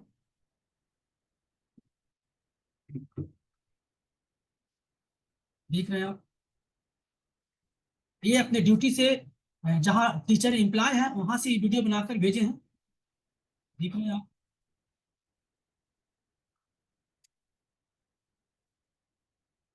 अब ये अच्छे समय तक ये चल पाते हैं। जितना भी दूरी हो वो अपना डेली का क्रियाकलाप और डेली दिनचर्या का जो है क्रियाकलाप वो खुद से अब सब कुछ सही नॉर्मल हो चुका है।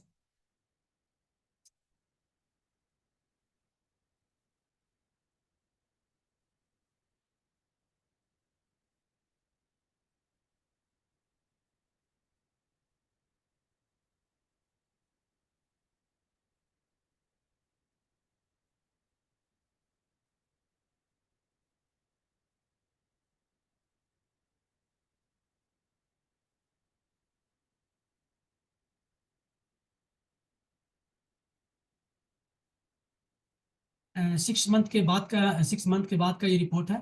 और after 6 month urgent situation before 1 week पहले मैंने इनसे वीडियो मंगाया और बोला कि बताइए, आप भेजिए मुझे वीडियो कि अब आप कैसे हैं। इसको मैंने अब आप कैसे हैं इसके लिए मैंने वीडियो मंगाया बजाते। और प्रेजेंट सिचुएशन जो देखा गया बिफोर 1 वीक पहले, पेन इन फिट रिलीफ, पूरी तरह से पेन नॉर्मल हो गया, can walk freely without support, किसी सपोर्ट को। फिर भी हमने इसको जलसेमियम 34 डोज डेली कर दिया और फास्फोरस 1 डोज वीकली कर दिया, placebo twice a day. His medicine is continue, आज भी इनकी मेडिसिन कंटिन्यू है। और पेशेंट का वीडियो देख सकते हैं, ये पूरी तरह से अब ये नॉर्मल हो चुके हैं पेशेंट। नॉर्मल कंडीशन पैरों में नहीं, ऐसा नहीं है कि नहीं है, क्योंकि वो समस्या अभी भी दिखता है पैरों में, लेकिन इनकी मेडिसिन कंटिन्यू जारी रहेगा। जिस सिचुएशन से थे और आज इस सिचुएशन में है, ये खुद को अलग साबित कर रहे हैं कि मैं देखो मैं कैसे ठीक हो गया। ये इनका दूसरा वीडियो भी सेम डे का ये वीडियो है, अभी एक सप्ताह पहले इनसे मैं मंगवाया हूँ।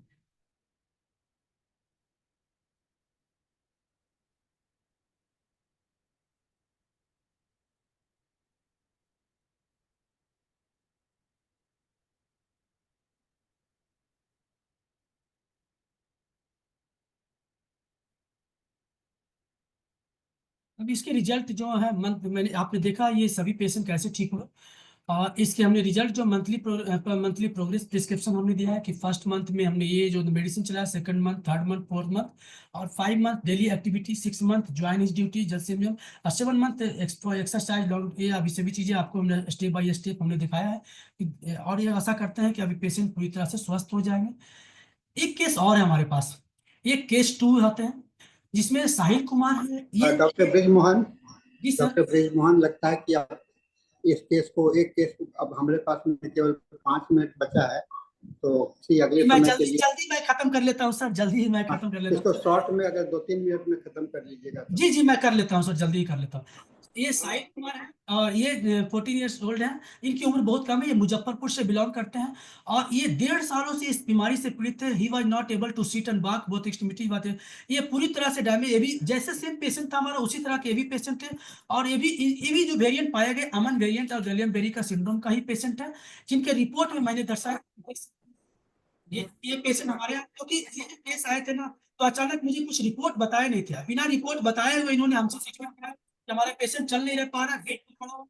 तो हमने भीड़ बहुत ही इसके मैंने कुछ दवाइयां प्रिस्क्राइब, पेशेंट को रिजल्ट भी मिला। जो हमने दवाई प्रिस्क्राइब किया था वो मैंने लिखा, कोनियम में 200, लेथायरस और जलसेमियम। मैंने ये रिपोर्ट देखा नहीं था, बिना रिपोर्ट देखे हुए मैंने इस मेडिसिन को प्रिस्क्राइब किया था।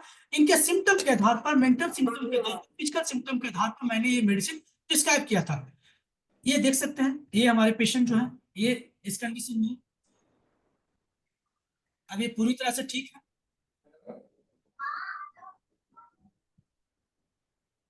इनके जो ये वीडियो है, ये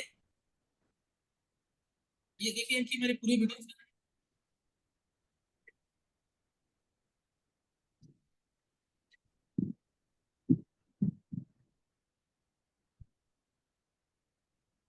ये ये देखो, ये मैं बंद करता हूँ।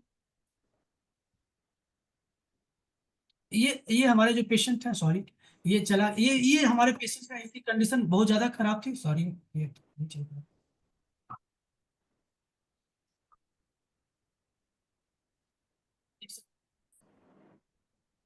इनको एक्सरसाइज वगैरह सब कुछ घर पर ही हो रहा था इनका, सॉरी। अब ये ज्यादा समय नहीं होने की वजह से मुझे बढ़ाना पड़ रहा है, क्योंकि हमारी टाइम का लिमिटेशन है। प्रेजेंट सिचुएशन में ये पेशेंट का आज का वीडियो मैंने मंगवाया है, क्योंकि ये केस को मैं देख रहा था बहुत दिनों से, तो मैंने इसका आज का वीडियो मंगाया। और इस वीडियो में ऑल कंप्लेन आर गुड, सभी कंप्लेन नॉर्मल हो, little bit tingling and trembling remain in both extremities, और थोड़ी बहुत हल्का में हाथ में और पैरों में एक्सट्रीमिटीज में हल्का फुल्का लिटिल बिट ट्रम्बलिंग है, जिसको मैंने मेडिसिन, जब मेडिसिन को पैदा कर गया तो मैंने मेडिसिन चेंज नहीं किया, और इसको लगातार मैंने 6 महीने तक इसको चलाते रहा। आज पेशेंट हमारा पूरी तरह से नॉर्मल है, आप देख सकते हैं।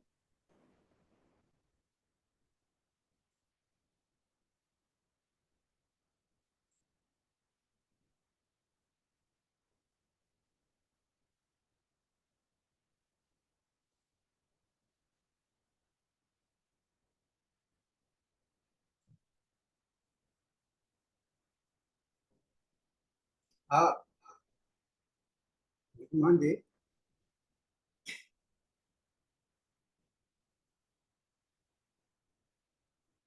मोहन जी आप हैं?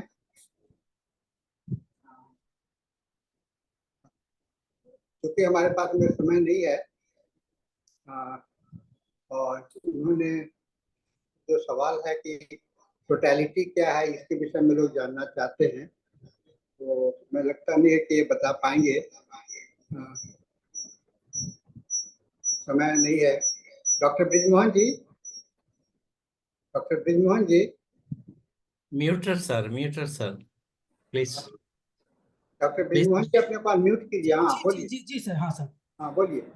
जी हाँ, मैं ये बताना तो टोटलिटी, थोड़ा सा 1 मिनट में टोटलिटी बोल दीजिए, क्योंकि हमारा समय बस खत्म हो चुका है। एक्चुअली जो हमारा टोटलिटी ऑफ सिम्टम के आधार पर ही सर हमने treatment, mental symptom, physical symptom और पैथोलॉजिकल मैं देख करके उसके आधार पर हमने मेडिसिन प्रिस्क्राइब किया था सर। ओके, तो हम लोग का समय समाप्त हो चुका है। बहुत बहुत धन्यवाद। और डॉक्टर आस्था जी, आप डॉक्टर ब्रिजमोहन जी को थैंक्स देते हुए मीटिंग को डॉक्टर धनेश को हैंड ओवर करेंगे। Thank you so much sir. IFPH में आप बने रहें ऐसे ही। आपने बहुत अच्छा ज्ञान साझा किया, होम्योपैथिक से जुड़ा ज्ञान इस मंच पे। Thank you so much sir. आपका बहुत बहुत धन्यवाद है। बहुत बहुत IFPH के भी बहुत बहुत धन्यवाद, और जिन्होंने मुझे ये अपॉर्चुनिटी दिया इस प्लेटफॉर्म पर अपने प्रेजेंटेशंस को शो करने के लिए। फिर हम लोग और आगे बात करेंगे। अभी तत्काल हम लोग मीटिंग को हैंड ओवर करते हैं डॉक्टर धनेश जी को। जी नमस्ते over to sir. You doctor Dhanesh, over to you doctor Dhanesh. Now you can start your English session. Uh, Thank you, sir. Uh, it's up to Dr. Manoj to moderate the session. Okay, kindly make Dr. Manoj the host. Dhanesh, Okay, now you can make, sir. You can make, sir. kindly follow Dr. Dhanesh. I have to do the next session, Dr. Dhanesh. Okay. Dr. Dhanesh, you can make. Thank you, sir, sir, and Dr. Manoj. Good evening, good afternoon, and good morning. This is the 1515th day of continuous webinar conducted by International Forum for Promoting Homeopathy. Today, our guest is Dr. Joe Isaac. Let us begin the session with 1 minute silent prayer.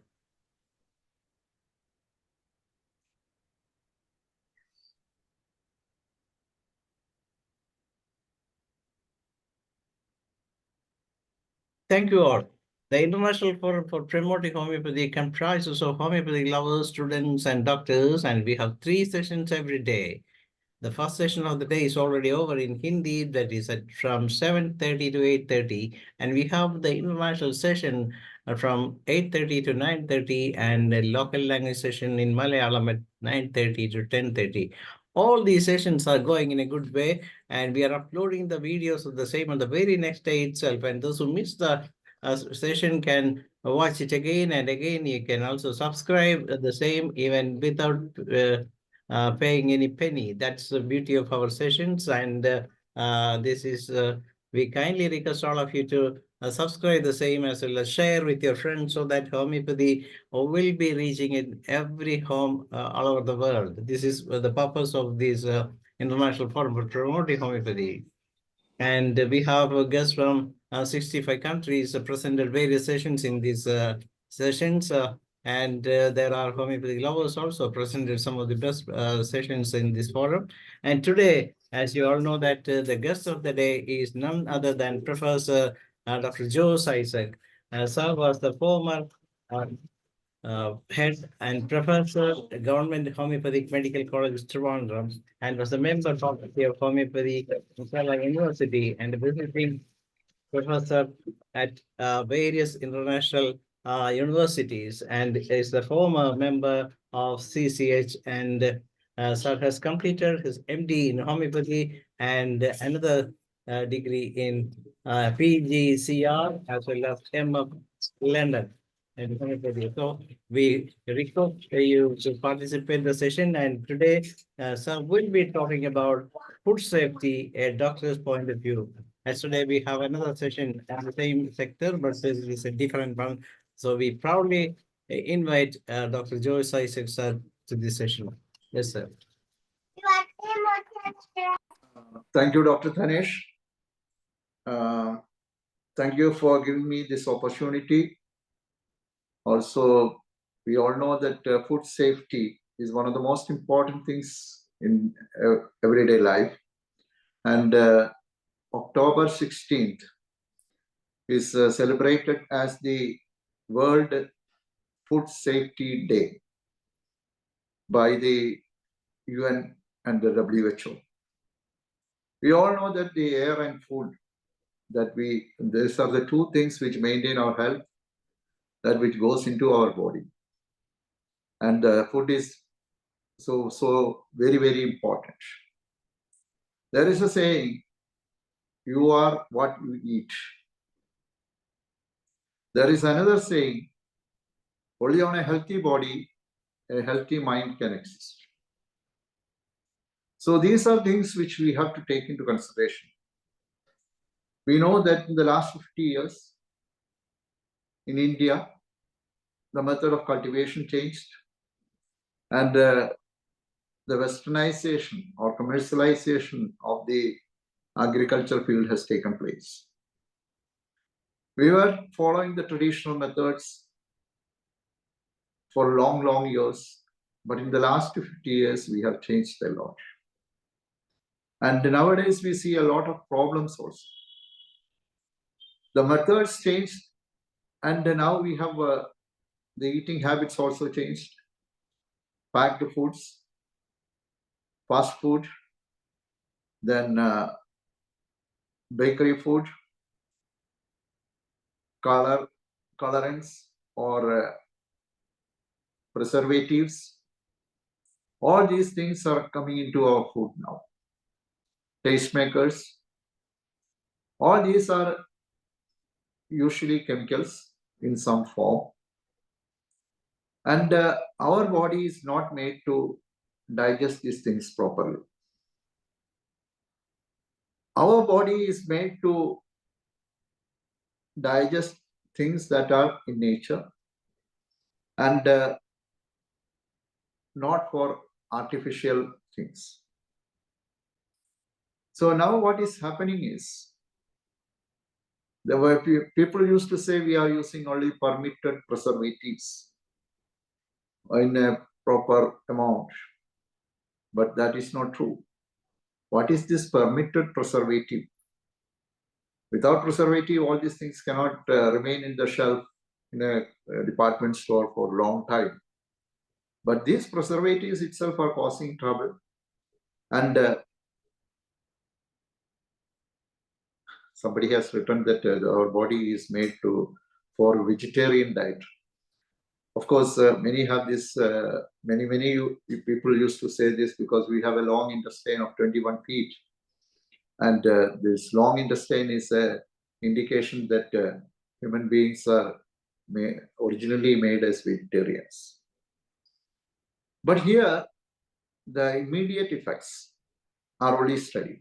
We all know that food safety means usually people think that it is contamination of the food, water, or anything, or preparing food in unhygienic conditions and all those things. Above all this, there are certain things which are universally accepted, but at the same time dangerous to the body and the mind. And the physical complaints are only studied properly. The emotional things that are happening after taking of this type of food is not studied properly, or immediate effects are only studied and remote effects are not studied. This is also a problem. Then, even the milk which we drink contains tetracycline, antibiotics which are given to the farm animals, and that also is producing lots. We are giving it to the children also. Then the next one is the water we drink. Most of the water supply which we have now contains a high amount of E. coli, which is seen in the human feces. Then the hormones, antibiotics, everything. Then nowadays we have the genetically modified rice, genetically modified fruits, genetically modified vegetables, etc., etc. So this genetically modified means the original genetic composition or is changed. Actually, this was done some 25, 30 years back it started, 40, 50 years back it started. And recently a study has come that, in India, we changed this, our paddy or the rice to the genetically modified ones. The idea was to increase the production. Of course, the production went double, triple, like that. But at the same time, what has happened is we lost its nutrient value. Lost for around 50% of the nutrient value is lost. And moreover, certain poisonous things are coming up in this genetically modified rice. I'm just telling you an example of rice, but it is true with the vegetables, fruits, etc. Then looking from the doctor's point of view, a medical point of view, all these have its own effects in the body. And we can see a change in a shift on the new diseases that are coming up, or the disease becoming more and more prevalent, which was not so some 50 years back. Nowadays, we know that all the main chronic diseases are metabolic disorders, and India is the capital of diabetes, and Kerala is the capital of diabetes in India. Then we all know that the colon cancer is increasing like anything, which is also connected to the food. Then we have the gastrointestinal disorders, which are second to the main one, the respiratory disorders. Also, we see that in ultrasound and all, every day in patients we see the fatty liver, second grade, third grade, fourth grade, like that. At least everybody has at least a second grade of fatty liver. Then these are all results of our bad eating. Bad eating means there are lots of things. Also, now we have the percentage of autism is increasing like anything. And the doctors and the medical field is advising not to take gluten containing food. And they say that it triggers the autism. Then one more thing which we see is the food allergies. The respiratory allergies are there and the food allergies are. It's also increasing like anything, especially urticaria. And the next one is,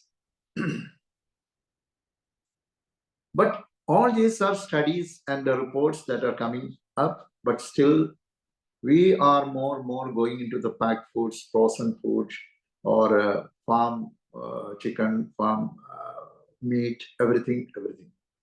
In a way, we are all going away from the nature. And the result is lots of diseases. When we look into the whole scenario, what we see is the respiratory and the gastric disorders are increasing day by day.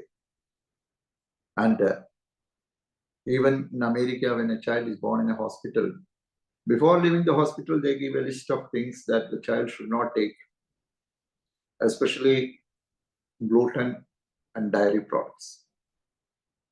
How it comes? It was not like this years back. Also, we see that from certain areas, the people are coming up to, there are some associations, organizations which trying to promote the natural methods of cultivation. And now we have the organic farming, which the products cost 4 times more than the original one. That is the result. Actually, we in India were following this organic farming for a long time. And the last 30, 40 years only we changed it. And now we know that people are going after the organic products, paying 3 or 4 times more. In every department store in the Western countries, there is a cupboard for that particular organic farming, organic products and certified organic products. Why it happened and why they have changed? Because they introduced this type of things in India and the third world countries, and they went back to the organic farming and the natural way of farming. So now we are neither here or there, because we can't go back to our methods now, because the sources have already been closed or cut off. Then coming to the diseases, our medical aspect is that one. Coming to the diseases, we have heard this saying, one man's milk is another man's poison. This is true because every individual is different. Every constitution is different. And systems like homeopathy are taking into account this individuality of every patient. We know that the chronic diseases, the main thing is the genetic predisposition. Because nowadays in diabetes, they used to say that if your father and mother has diabetes, you have a 50% chance. And if one of your parents has diabetes, you have 25% chance. So the genetic predisposition is one of the main things. If you have a genetic weakness, or if you have a genetically transmitted disease which is sleeping inside you, it may come up at any point of time. And these type of foods and artificial things can trigger this. In a disease, what we see is the diseases are mainly genetically acquired and otherwise acquired by our own lifestyle. Now people are talking about lifestyle, exercise, everything. But still, we have to think whether it is correct or not. Because people who are, even the Olympic sportsmen who got several gold medals in Olympics, they die at a young age, like 40 or 50. or below 60.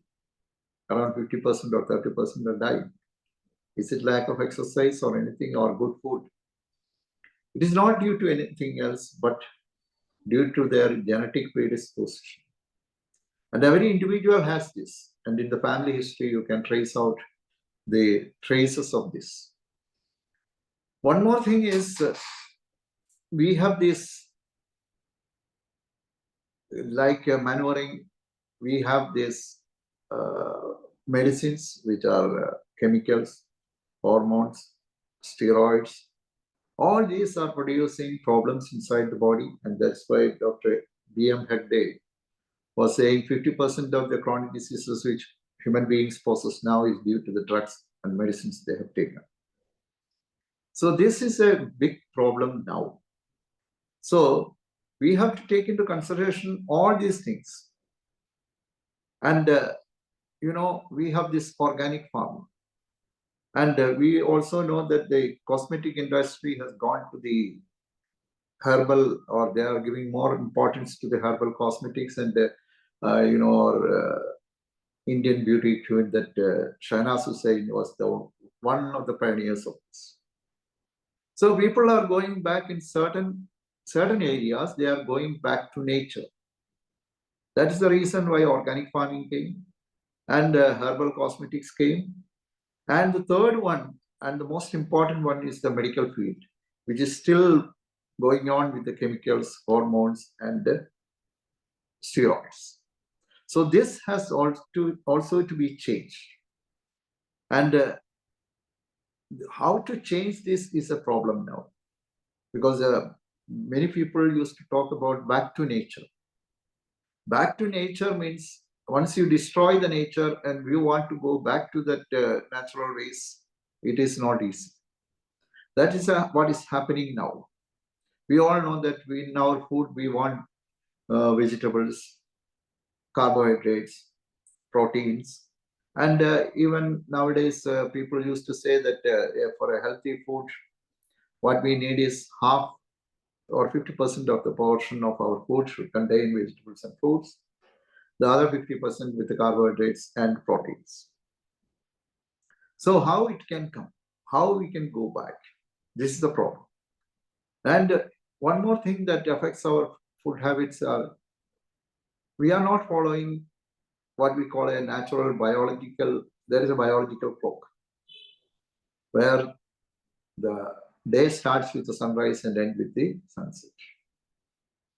But nowadays, people are not following it. And that also is adding up to this problem. Eating at late at night, or eating at a time which is convenient for them, not looking into the healthy aspect of it. They eat at any time. Previously, it was not like that. Your body is tuned in such a way that you have to follow certain rules and regulations. And unless and until you do that, you will get these problems in future. In the beginning, up to the age of 80, up to the age of 40, we may not see these symptoms. But after crossing 40, the symptoms will start coming up, or the diseases will start coming up to your knowledge. And another problem is people are the lifespan of people has increased to 75, 80, like that. So, but he is diseased from the age of 40, and he's living with chemicals or some kind of medicines from the age of 40. And the next 40 years or 35 years is becoming a problem. And many of these diseases are contributed or produced by disease, the medicine, the substances which we eat and the air we breathe. So what we should eat, even the refrigerators, where we keep the food for days, weeks, or even months. Another important thing is the frozen food.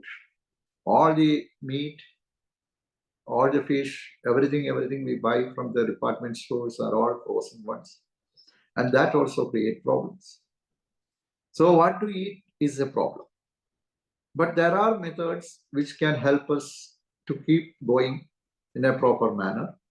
And that one is the try to get, as far as possible, fresh fruits, vegetables, and nuts, which is good for the body and which does not contain too much of anything like chemicals or anything. So this should be we know this should be our plan in eating. That means take more fruits, vegetables, and nuts.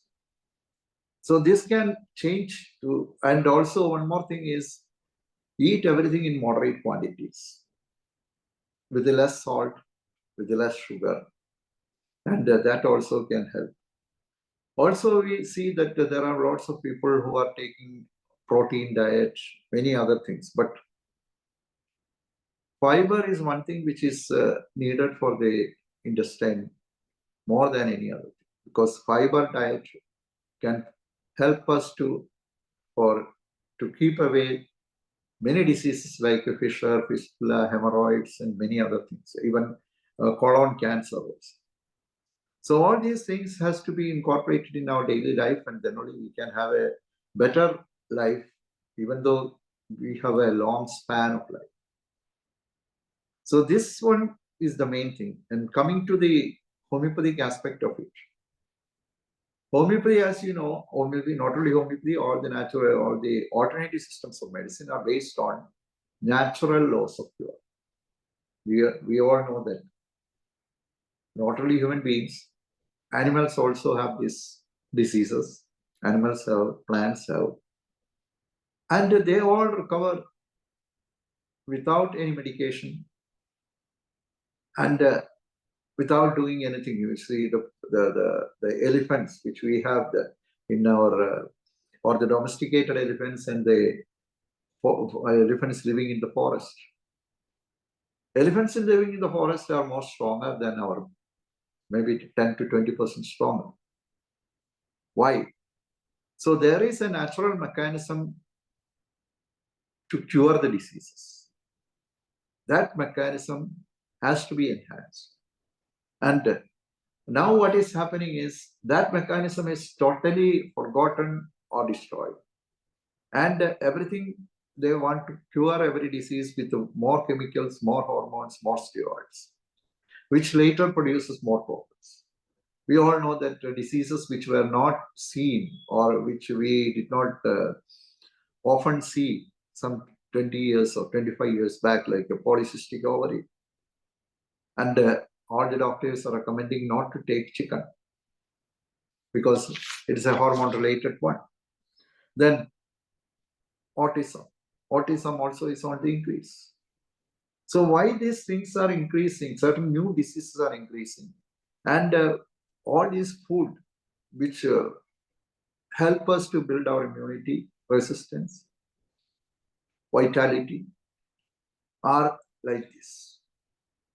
So what happens is, in turn, we are losing, or we are our immunity or resistance power is becoming lesser and lesser. And that helps the diseases to conquer the body. And this is the area where we have to concentrate. The natural laws of cure are our own natural mechanism to recover, to cure diseases, are stimulated or enhanced in such a way that the body itself will be able to throw out the diseases. This is the concept that's going on with the animals, wild animals, and plants, etc., etc.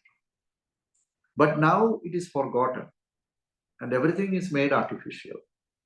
And these artificial methods can gain more money, and commercially they are promoting it in every way. And now realization is coming in certain educated people, and they are trying to change this thing. So this way, how far we can go? See, in medicine, how can we go like this for a long time? We know that the viruses, bacteria are becoming more stronger and stronger. And also the antibiotics which came 100 years back are no longer effective. And even doctors are saying that, even WHO is saying that you have to reduce the usage of antibiotics. And a campaign is going on even in every country that to reduce the usage of antibiotics. But at the same time, on the other side, there are lots of things happening.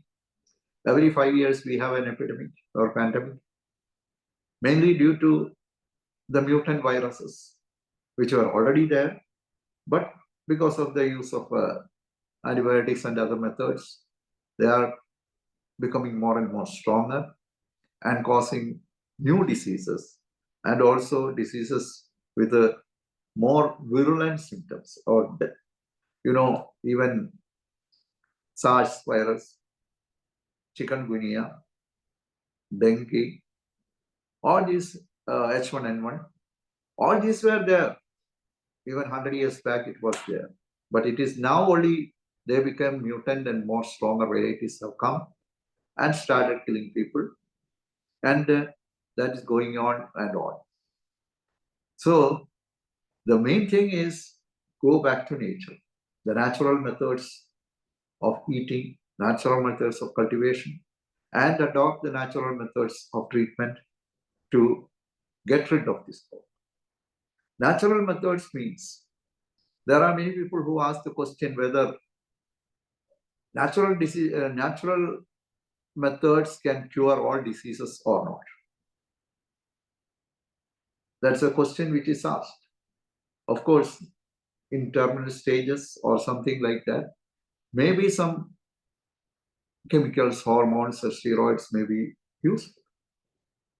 But at the same time, there is a stage where without all these things, you can make a cure or achieve a cure, or you can get rid of the disease. So that stage has to be completed. But that becomes more and more difficult when such things are used. We want all these things in a natural form. And in the last 50 years, what has happened in the medical field, the diseases, everything has to be studied. Then only we understand the problem. And this problem has to be cleared by making awareness in the people at the grassroots level, as also to make things, teach the schools, colleges, and everywhere. And more awareness should come on this area, because only few people are aware of such things. And now, even in the Western world, the educated and higher class of people are already gone to the organic farming, everything. They use such products. Even they started cultivating their own food and everything now. But we were doing the same thing, but between the last 50 years, we lost it, and we have to go back. Otherwise, more and more diseases will come. More and more people will become unhealthy. And this awareness only from the grassroots level can change this situation. Everybody agrees that this situation should change, but we don't know how to, because we already destroyed many sources of organic farming and everything. And now when we want to go back, it is not easy.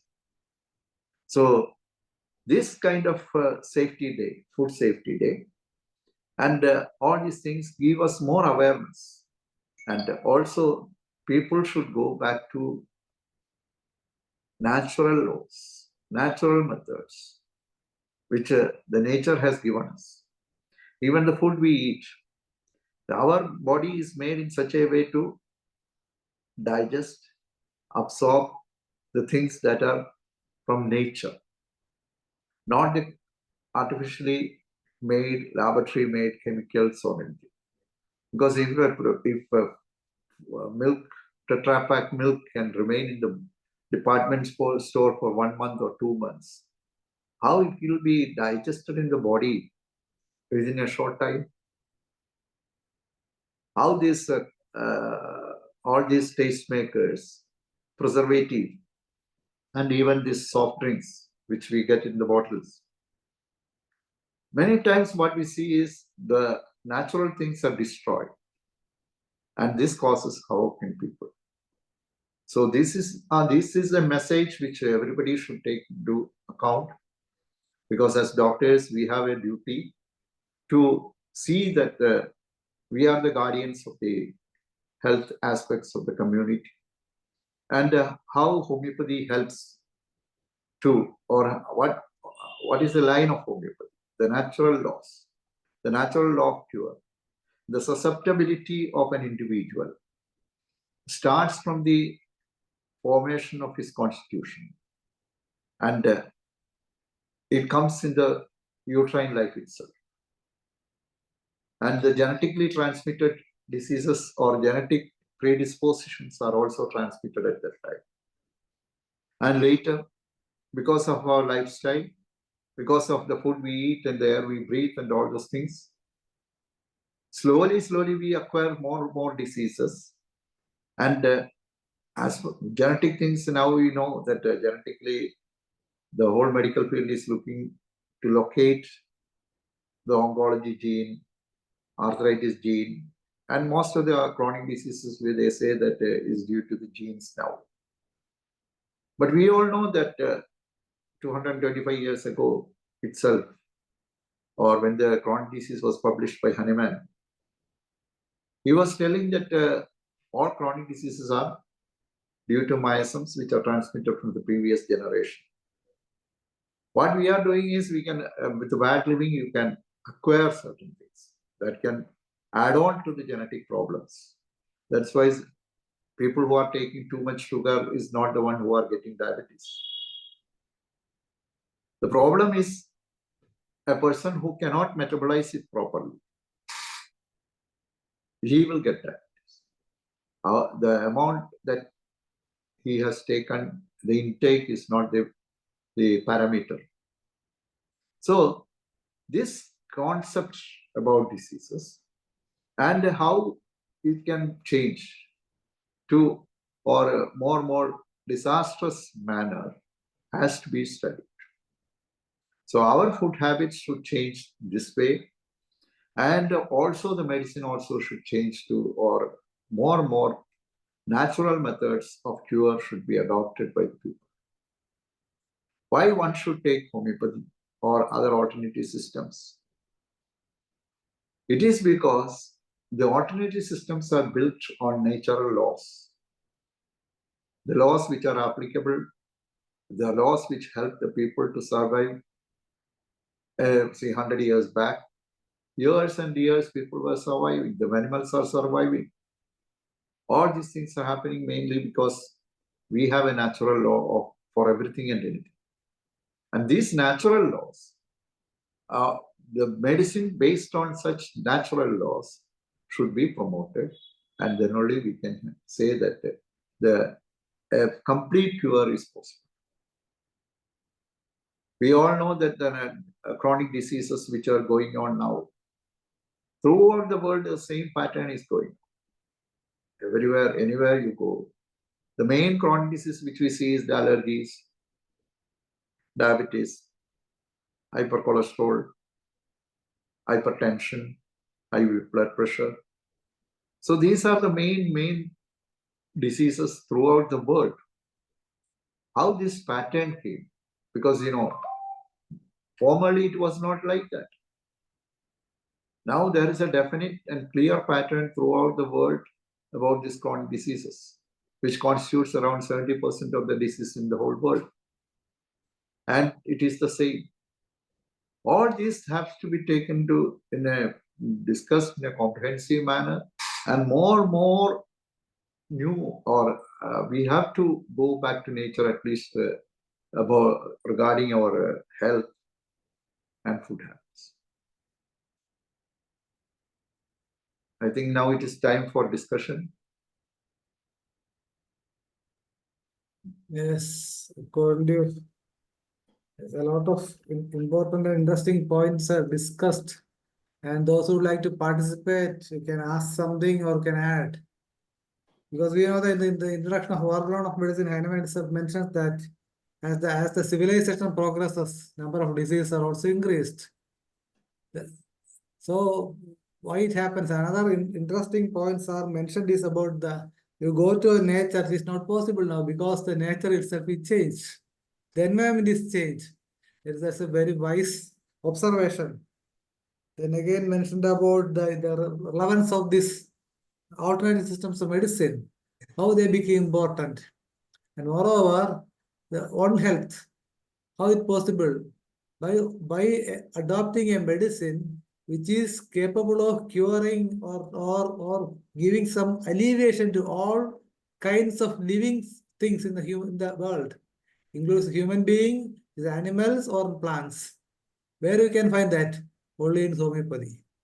The same medicine without any alteration can be used. That's the most important thing. Sir, what is your comments? No, it's like this. See, homeopathy, no medicine has been banned in the last 225 years because it is the true medicine. And the dominant system cannot claim this because they are changing the medicine every 10 years because of the side effects. And when we talk about the side effects, we have to consider the immediate effect and the remote effect. Both are there. So that's why we say that people have to go back to nature. Otherwise, it is very dangerous. The future is going to be dangerous. Yes. Dr. Sevgi, what is your opinion from Turkey? Dr. Sevgi, I think you have listened those ISSAC talk. Dr. Sevgi, we'd like to hear from you. And if anybody would like to participate, please raise your hand. Hi. Yes, please. It is a wonderful session. Thank you, Dr. Isaac. And I hope from now on we use the human being health for every time homeopathic industries, like and we use it in the animals and vegetables. Thank you so much, IFPH. Please go on. I want to be every time is going on all world is using homeopathy later. Thank you. Okay, now Sir Taciturn Larry, sir, please unmute. We'd like to hear from you, Dr. Mr. Taciturn Larry. Yes, please. Good evening. Yeah, good evening, please. The subject is very important subject, but what is our chance to return back to natural life? It seems it is impossible at one side. So we must ask, what is the capacity of homeopathy for recovering all these negative effects? I think we have sufficient tools. Even we can use some new medicines produced diseases. With these medicines, we can produce some remedies and we can recover the human health. So it is more important what is the new situation, and it is inevitable. So what can we find solutions for this negative going? Yes, that's a nice. Thank you very much. Sir, Subject is very good. Yes, Joseph, sir, what is your comment? No, the solution is go back to natural medicines which are produced from the natural things that are occurring in the nature. Avoid all the chemicals, artificial things and hormones and everything. It's the only way.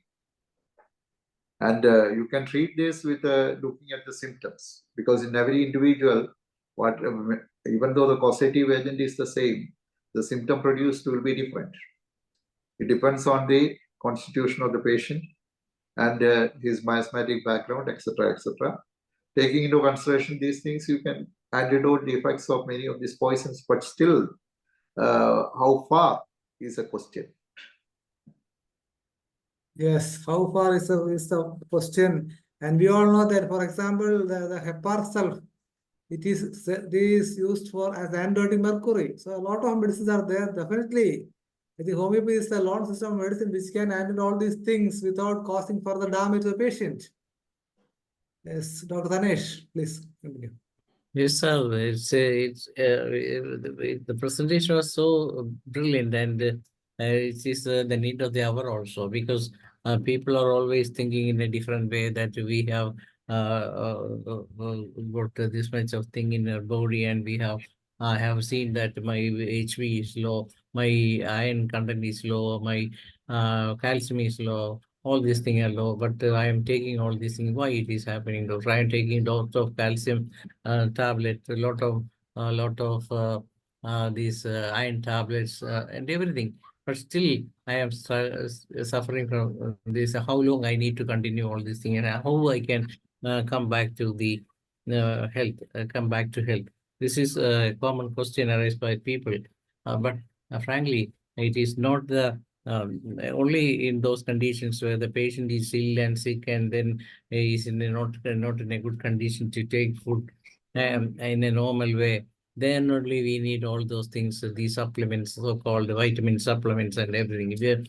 Our food is rich of all these vitamins, but unfortunately, people are not people are directed in such a way that you need to take all these things from the chemical world. That is the so-called vitamin sellers, the so-called multinational companies who want to sell all these things to the common man. So they always want the big laboratories to check all these things, and people whenever they find that it's just 0.1 or 1% is less, then or 1 milligram is less, then they are, oh, I am having this problem.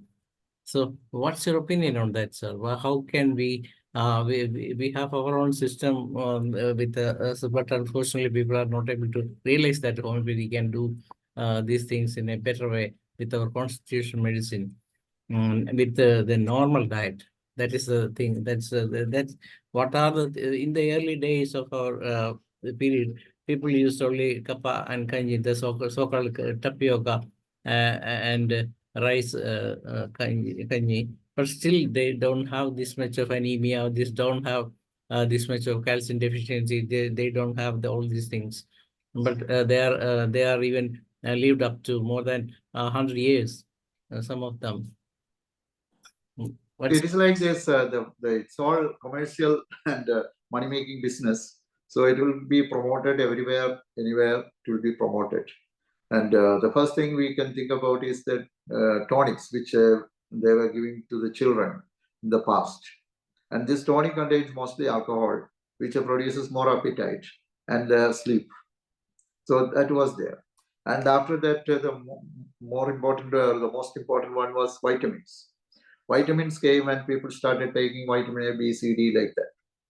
And hypervitaminosis developed. And the problem with this kind of giving additional things are the body itself has the capacity to produce or to take away the vitamins, minerals, everything from the food. That is the natural mechanism. And when that natural mechanism is, when you are giving it in an artificial form, what happens is the natural mechanism will go to sleep. This is what is happening. Then they cannot, finally what happens is they have to depend on these vitamins, everything in daily life, because their body stop absorbing it from the food. We all know that there is a saying that the organ becomes lazier and lazier. So what happens? But at the same time, vitamins also have a role. Maybe when the body needs more calories, like in pregnancy, in children who don't take enough food, or when they are recovering from a disease, or in old age. Maybe in such situations for a short period, it may be useful. But a continuous use of it will only make your body lazy. And the natural method is to absorb these things from the food we take. Nowadays, we don't have a problem with food because everybody has lots of food. Some 50 years back, it was not like that. Not enough food was there. But now the problem is, when the food is in excess also, we don't have a balanced diet. The child who wants to eat Kentucky chicken want only that. So they prefer certain food and they eat only that. That produces malnutrition. So previously it was due to the lack of food. Now it is due to the choice of the food. That is the difference. We are muted. Dhanesh, we are muted. Please unmute. Yes, sir. This is 100%. You are 100% right, and we need to compensate all those things through our food. Now another one that is coming up is minerals. Have you taken your selenium? Have you taken your zinc or health foods? Some of the health foods are producing. Recently, yesterday, I had a case of a person who has taken health food, and now the problem is he developed a severe constipation because it is more protein, and finally, the doctors have a doubt whether he has carcinoma of the rectum. See the situation. Yes, this is what is happening with most of the people nowadays. Dr. Manoj, you want to say anything? Definitely, we know that the deficiency miasm, as mentioned by H.R. Roberts, SORA is the cause of all these deficiencies.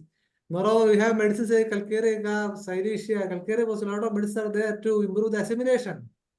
So, up to a certain extent, definitely, homeopathy is the most instrumental thing in the world. It's up to the common man to recognize and utilize this God's gift. Thank you. Yes, now it's up to Dr. Shaji Goodyear. Yeah, I will also wish to add. Actually, I came late. I was in another meeting. I directly came here. I wish to listen to Dr. Joe's ISSAC earlier, but only after finishing his talk I was able to attend. But I wish to add few comments here. First thing is, this food problem actually create the need for homeopathy in the world. Even not only for humans, but animals and plants and all living organisms, even for plants. Because when Dr. Latif sir was alive, he used to tell us very forcefully that homeopathy should apply everywhere so that what is that? Metals, what is that? He used to tell a name. Agro homeopathy.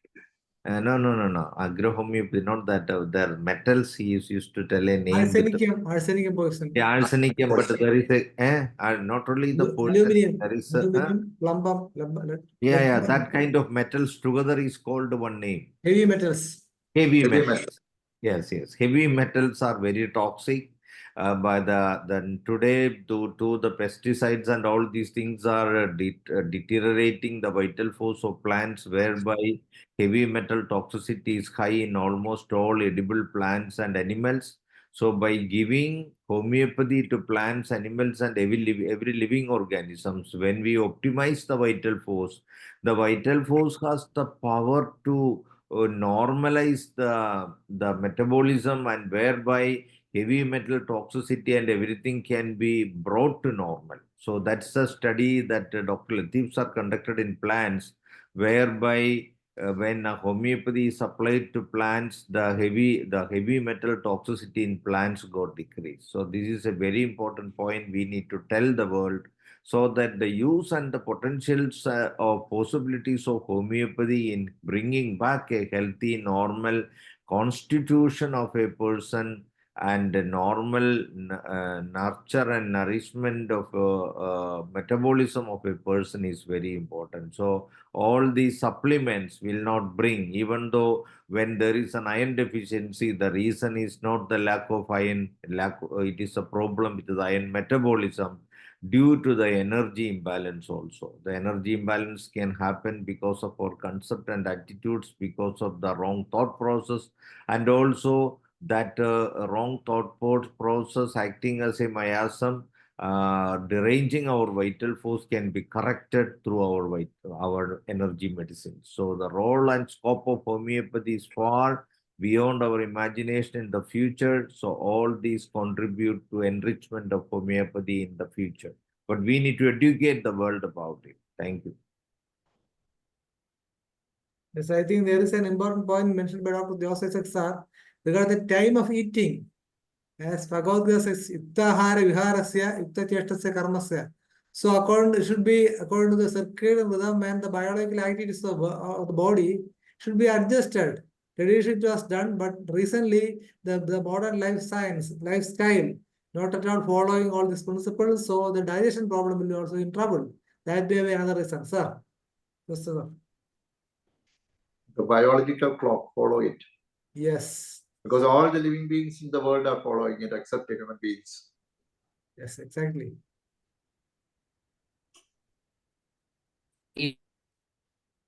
If anyone wants to join the discussion, please raise your hand so that you can talk to Dr. sir. Dr. Tanesh, we can invite Dr. or Albi sir. He's an expert in homeopathy. Yes, Dr. Albi, Mr. Albi, he is a person who is translating homeopathy book, just like Hanuman's time, what Hanuman did in translation, but he is a person who is translating homeopathic materia medica, organon, and everything into our Malayalam so that people, it will reach more to us, more and more people. So we proudly welcome you, Sri Albi. Please unmute.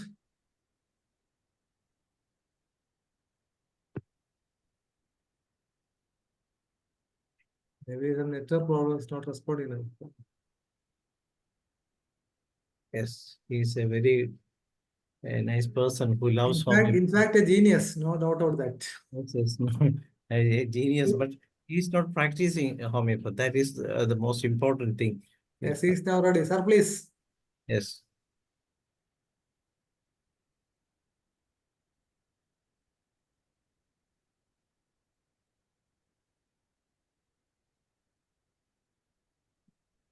But, It's a network problem because of heavy rain, maybe. Hello, Yes, it's audible, please. കാണാമോ? no, We can hear you.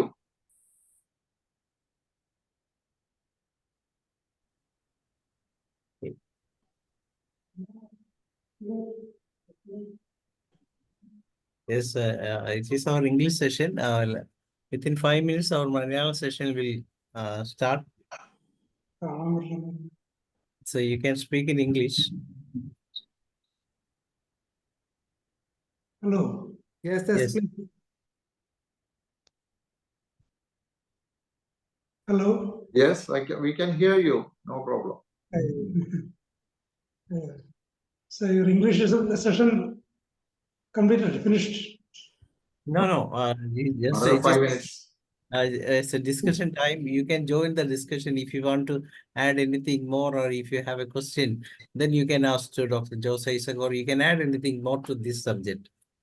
Regarding food safety, yes, yeah. I have not heard it fully. Okay.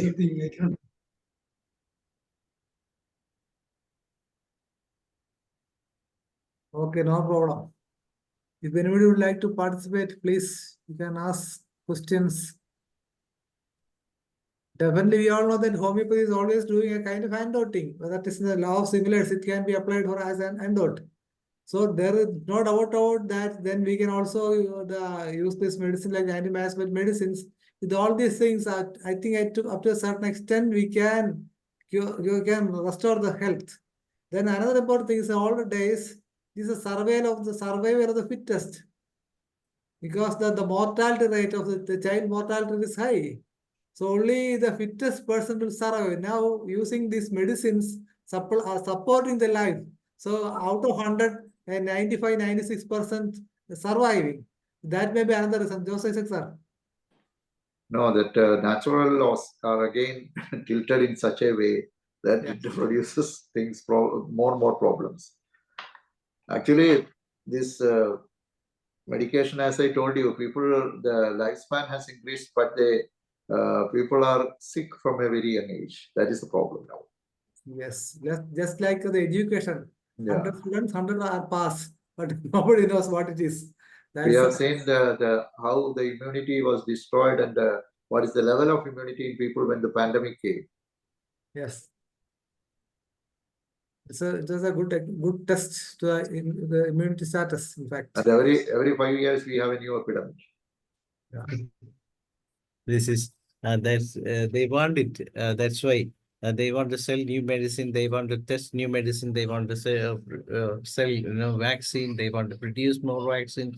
So the medicine lobby always want to fill their pocket rather than make the person health. The persons around the world healthy. We know the story of coconut oil in Kerala. We were traditionally using it. And one time, all the doctors always, everybody was telling, all the scientists, doctors, everybody is saying that the cause for increased rate of heart complaints is the coconut oil. And that coconut oil industry was destroyed. Palm oil was imported. And now they say palm oil is the worst one. And to go back to coconut. See, now the whole industry is destroyed, and now we want to go back to coconut oil. Yes, sir. I now invite Dr. Ramparisas to say a few words as well as vote of thanks to the session. Dr. Ramparisas. Yes. Oh. Thank you, Dr. Dhaneji, and everyone. Good evening and congratulations, Dr. Joseph Sarji. Very nice presentation. Vitamin and other. Lekin human body and digestion system is a very good nature system. So there are 3 types of engineering: electrical engineering, mechanical engineering, and chemical engineering in the body. So electrical engineering, due to deficiency of harmonious disbalance, so digestion crude substance, mango, GABA, etc., and change the digestion process, change the dynamic substance. So dynamic substance, carbohydrate, etc., other, and cause of disease according to homeopathic science, dynamic. And vital force is a dynamic. It is homeopathic medicine is a very gentle medicine, and homeopathic medicine brought the level of the very good, and human life is essential medicine, homeopathic medicine. So very thanks, Dr. Joseph sir, and behalf of IFPH, very thanks again presentation. Thank you, sir. Thank you, Dr. Ramparisas. And tomorrow we will have a session from Dr. Singh Rao from Denmark, and Dr. will be talking about hyperemesis and its homeopathic management. With that, we come to the end of the day, 1516. Thank you, Dr. Joseph sir, and those who participated in the session. See you all tomorrow at the same time. It's over to Dr. Manoj to moderate the Malayalam session. എല്ലാവർക്കും നമസ്കാരം. IFPHന്റെ 1515 ദിവസത്തെ പരിപാടിയിലേക്ക് സ്വാഗതം. ഈ 15 ഒരു fancy നമ്പറാണ്. അതുപോലെ തന്നെ നല്ലൊരു സെഷൻ നമുക്ക് പ്രതീക്ഷിക്കാം. നമ്മുടെ ഇന്നത്തെ അതിഥി ശ്രീ PV ആൽബിയാണ്. നമുക്ക് എല്ലാ പരിപാടിയും പോലെ തന്നെ ആദ്യമായി ഒരു മൗന പ്രാർത്ഥനയോടെ ഇന്നത്തെ ദിവസം കാണാം.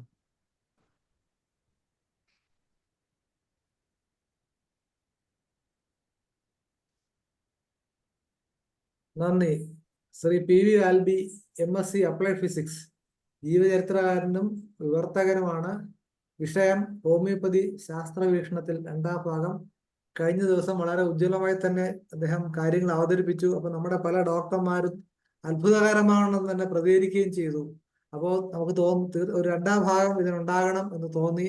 അതിനാൽ തന്നെ കഴിഞ്ഞതിന് തുടർച്ചയായിട്ട് തന്നെ കൂടുതൽ ചോദ്യങ്ങൾ ചോദിക്കാനുള്ള സമയം നമ്മൾ ഉൾപ്പെടുത്തിയിട്ടുണ്ട്. ഈ പരിപാടിയിലേക്ക് ആൽബി സാറിന് ഒരിക്കൽ കൂടി സ്വാഗതം. Sir please. നമസ്കാരം. നമ്മള് കഴിഞ്ഞ ആഴ്ച അത്യാവശ്യം കാര്യങ്ങളൊക്കെ നമ്മൾ സംസാരിച്ചു. കേൾക്കാമല്ലോ അല്ലേ? കേൾക്കാം. സംസാരിച്ചു. അപ്പോൾ പലരും പലതൊക്കെ ചോദിച്ചു തുടങ്ങി. സമയപരിധി മൂലം എല്ലാം കുറിച്ച് വിശദമായിട്ട് സംസാരിക്കാൻ പറ്റിയില്ല. അപ്പോൾ ഈ ഹോമിയോപ്പതി എനിക്ക് തോന്നുന്നത് തുടങ്ങിയ കാലം മുതൽ തന്നെ അതിലെന്ത് സംഭവിക്കുന്നു, ഹനുമാൻ പറഞ്ഞതിനപ്പുറം അതിൻ്റെ പിന്നണിയിൽ എന്ത് സംഭവിക്കുന്നു എന്നറിയാനുള്ള ഒരു ത്വര പൊതുവെ ആളുകൾക്ക് ഉണ്ടായിട്ടുണ്ട്. വിശേഷിച്ചും പാശ്ചാത്യ രാജ്യങ്ങളിലാണ് അവരുടെ ഒരു ചിന്താരീതി തന്നെ അങ്ങനെയാണല്ലോ. എല്ലാത്തിനെയും കാര്യകാരണ സഹിതം നീളം, വീതി, ആഴം, ഭാരം അങ്ങനെ അതിനെ ക്വാണ്ടിഫൈ ചെയ്യുക എന്നുള്ളൊരു ആശയം പാശ്ചാത്യ ലോകത്തുണ്ടല്ലോ. അപ്പോൾ ഹനുമാനും ആദ്യകാല ഗുരുക്കന്മാരെല്ലാവരും പാശ്ചാത്യർ തന്നെയായിരുന്നു, യൂറോപ്യൻസ് തന്നെയായിരുന്നു, അമേരിക്കൻസ് ആയിരുന്നു. അതേസമയം ഒരു പാശ്ചാത്യ ചിന്തയുടെ ഒരു ബേസിക് രീതിയിലനുസരിച്ചുകൊണ്ട് ഇതിനെ വിശദീകരിക്കാനുള്ള താല്പര്യങ്ങളും ശ്രമങ്ങളും ഒക്കെ നടന്നു പോന്നിട്ടുണ്ട്. ഞാനതിനെ കുറിച്ച് അറിയുന്നത് ഓർഗണിന്റെ തന്നെ ഞാൻ വായിച്ച എഡീഷന്റെ കുറെ കമന്ററീസിൽ നിന്നും കുറെ കാര്യങ്ങളൊക്കെ ഉണ്ടായിരുന്നു. പക്ഷെ ഞാൻ കഴിഞ്ഞ തവണ പറഞ്ഞതുപോലെ തന്നെ ഞാൻ ആവർത്തിക്കുകയാണ്. ഞാൻ 2ാം വർഷം BSc ഫിസിക്സിന് പഠിക്കുന്ന കാലത്താണ് ഇത് വായിക്കുന്നത്. BSc ഫിസിക്സിന് പഠിക്കാന്ന് വെച്ചാൽ വളരെ ഒരു ഡിഗ്രി എടുക്കാൻ മാത്രമല്ല, വളരെ താല്പര്യത്തോടുകൂടി ഫിസിക്സിൽ ഗവേഷണം ചെയ്യണം. അന്നത്തെ താല്പര്യം യൂണിഫൈഡ് തിയറി എന്ന് വലിയൊരു പഹേളി ഐൻസ്റ്റീനൊക്കെ തുടങ്ങി വെച്ചത് പൂർത്തിയാക്കാതെ പോയൊരു കാര്യമാണ്. Gravitational field, electromagnetic field, atomic field, ഇതിലൊക്കെ പരസ്പരം വ്യത്യസ്തമായിട്ടുള്ള സ്വഭാവ സവിശേഷതകളുണ്ട്. ഗ്രാവിറ്റേഷനിൽ അട്രാക്ഷൻ മാത്രമേ ഉള്ളൂ. ഈ മാഗ്നറ്റിക്സിലേക്ക് വരുമ്പോൾ അട്രാക്ഷനും റിപ്പൽഷനും ഉണ്ട്. ഇലക്ട്രിസിറ്റിയിൽ അട്രാക്ഷൻ, റിപ്പൽഷൻ ഉണ്ട്. ഈ മൈന്യൂട്ട് വ്യത്യാസങ്ങളെ കുറിച്ചൊക്കെ ഉള്ളൊരു പഠനം ഒരു യൂണിഫൈഡ് തിയറി ഉണ്ടാക്കാനുള്ള ശ്രമത്തിൽ വലിയ മുന്നേറ്റങ്ങൾ ഉണ്ടാക്കാമെന്നുള്ള ഒരു വലിയ സ്വപ്നങ്ങളോടുകൂടി തന്നെ ഈ വിഷയം പഠിക്കാമെന്നാണ്. അതുകൊണ്ട് തന്നെ ഞാൻ പറയാൻ കാരണം വെച്ചാൽ ഫിസിക്സിനെ വളരെ ഗൗരവത്തോടെ തന്നെ എടുത്തുകൊണ്ട് പഠിക്കുന്ന ഒരു കാലത്തും ഈ സാമുവൽ ഹൈനിമാന്റെ വിശദീകരണത്തിൽ എനിക്ക് യാതൊരു സംശയം തോന്നിയില്ലെന്നുള്ളതാണ്. അദ്ദേഹം തികച്ചും ഇമ്മെറ്റീരിയലായിട്ട് മനുഷ്യജീവനെ അനിമേറ്റ് ചെയ്യുന്ന ലൈഫ് പ്രിൻസിപ്പിൾ, അത് എക്സേർട്ട് ചെയ്യുന്ന ലൈഫ് ഫോഴ്സ് അല്ലെങ്കിൽ vital force, disease causing force, അങ്ങനെ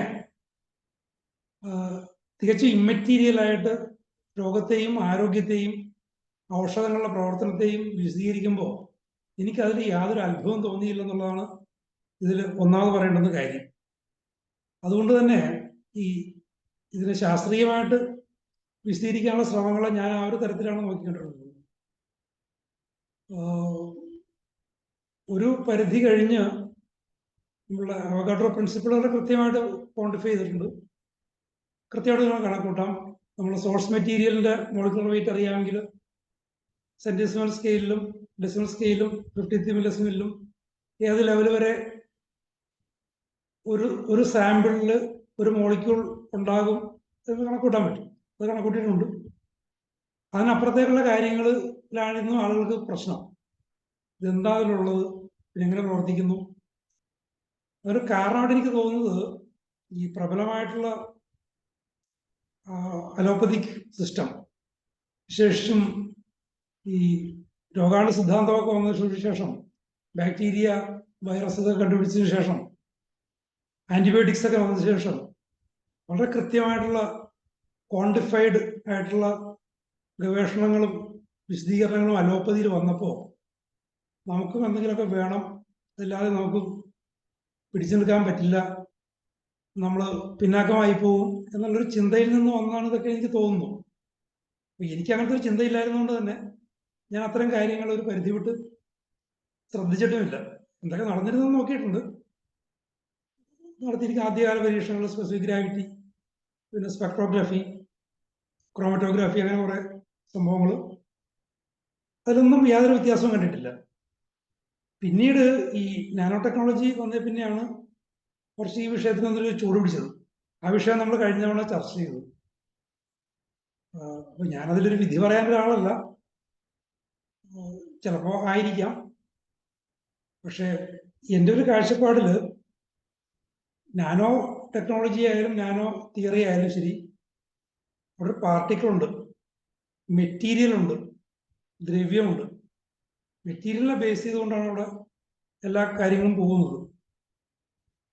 പക്ഷേ ഹോമിയോപ്പതിയുടെ മണ്ഡലത്തിൽ ഈ മാറ്ററിന് എന്താണ് പ്രസക്തി എന്നുള്ള കാര്യം എനിക്കിപ്പോഴും മനസ്സിലാകത്തത്. ഏകദേശം ഹയർ പൊട്ടൻഷ്യസിലേക്ക് പോകുമ്പോൾ അതിലെന്താണ് മാറ്റർ ഉള്ളത്? മാറ്റർ ഉണ്ടാകാം. നേരത്തെ പ്രോബിലിറ്റി അനുസരിച്ച് ഞാൻ പറഞ്ഞതുപോലെ നമ്മൾ പൊട്ടൻസി അങ്ങനെ ഉണ്ടാക്കി പോകുമ്പോൾ കുറെ സാമ്പിൾസിൽ അല്ലെങ്കിൽ കുറെ വയൽസിൽ ഈ സോഴ്സ് മെറ്റീരിയലിന്റെ മോളിക്യൂൾസ് ഉണ്ടാകാം. ഇനി പിന്നീട് നാനോ പാർട്ടിക്കിൾസ് ആയി കഴിഞ്ഞാൽ പിന്നീടും കുറെ കൂടി ലെവലിലേക്ക് നാനോ പാർട്ടിക്കിൾസും ആകാം. ഈ നാനോ പാർട്ടിക്കിൾ എന്ന് പറയുമ്പോൾ നമ്മൾ ശ്രദ്ധിക്കേണ്ട കാര്യം വെച്ചാൽ ഏറ്റവും ചെറിയ നാനോ പാർട്ടിക്കിൾ, അതിന്റെ പേരെന്താണ്, ഒരു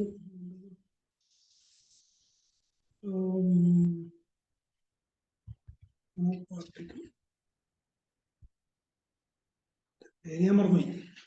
ഏറ്റവും ചെറിയ നാനോ പാർട്ടിക്കിളിൽ പോലും 10 മുതൽ 15 വരെ ആറ്റംസ് ഉണ്ടെന്നുള്ളതാണ്. അതാണ് ഇതിലൊരു ശ്രദ്ധേയമായിട്ടുള്ള കാര്യം.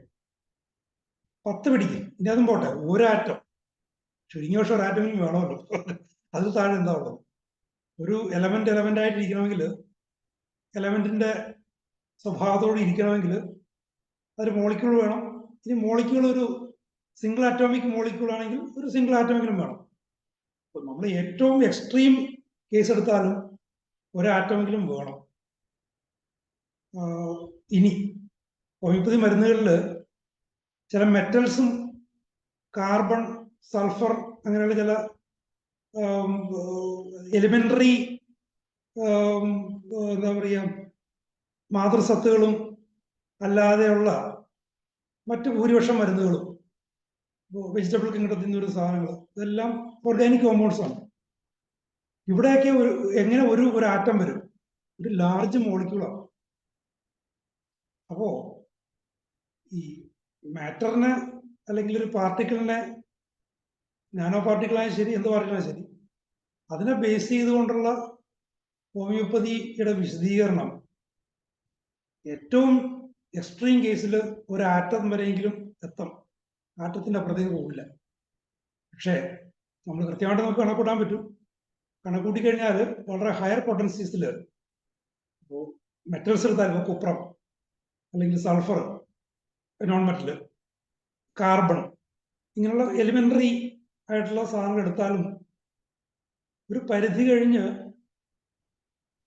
ഒരു കൂട്ടം സാമ്പിൾസിലെങ്കിലും ഇതിന്റെ ഒരു ആറ്റം പോലും ഉണ്ടാകും. നാനോ പാർട്ടിക്കിൾ എന്ന് പറയുമ്പോൾ 10 മുതൽ 15 വരെ ആറ്റം ഉണ്ട്. ഒരു ആറ്റം പോലും ഉണ്ടാകില്ല. ആറ്റംസ് ഉള്ള സാമ്പിൾസും ഉണ്ടാകാം.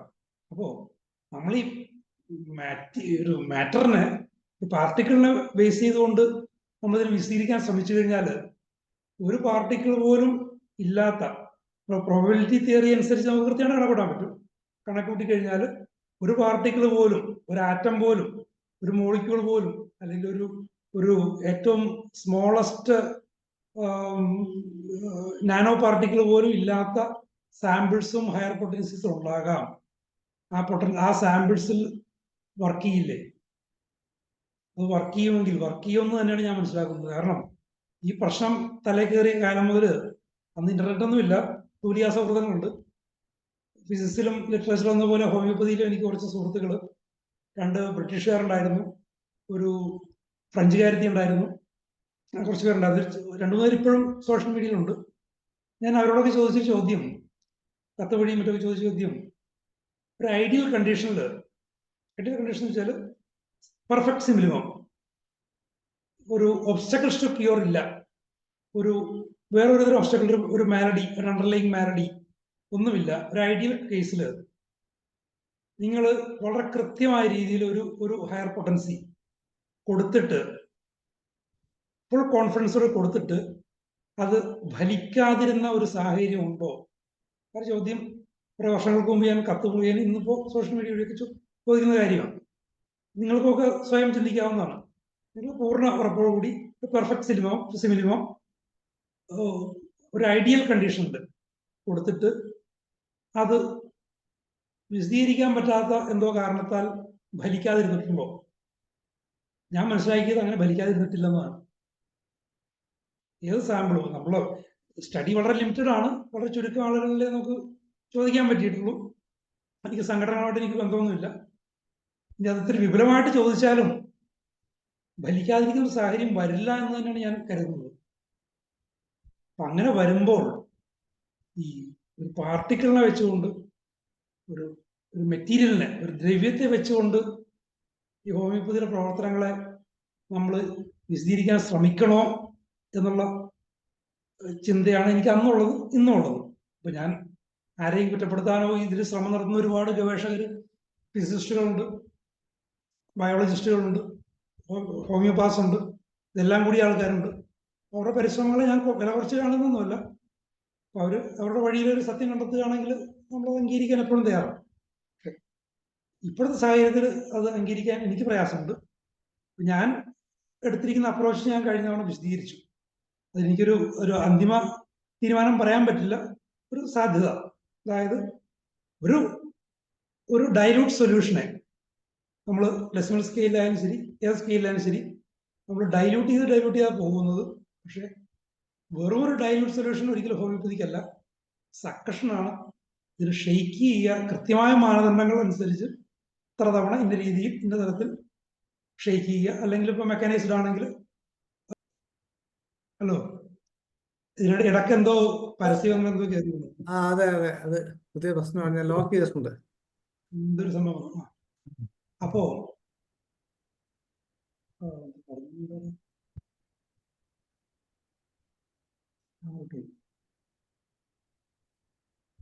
പറഞ്ഞു വന്ന വിഷയം കിട്ടുമല്ലോ. ഈ ഡയല്യൂഷന്റെ കാര്യത്തെ കുറിച്ച് പറഞ്ഞു. ഓക്കെ.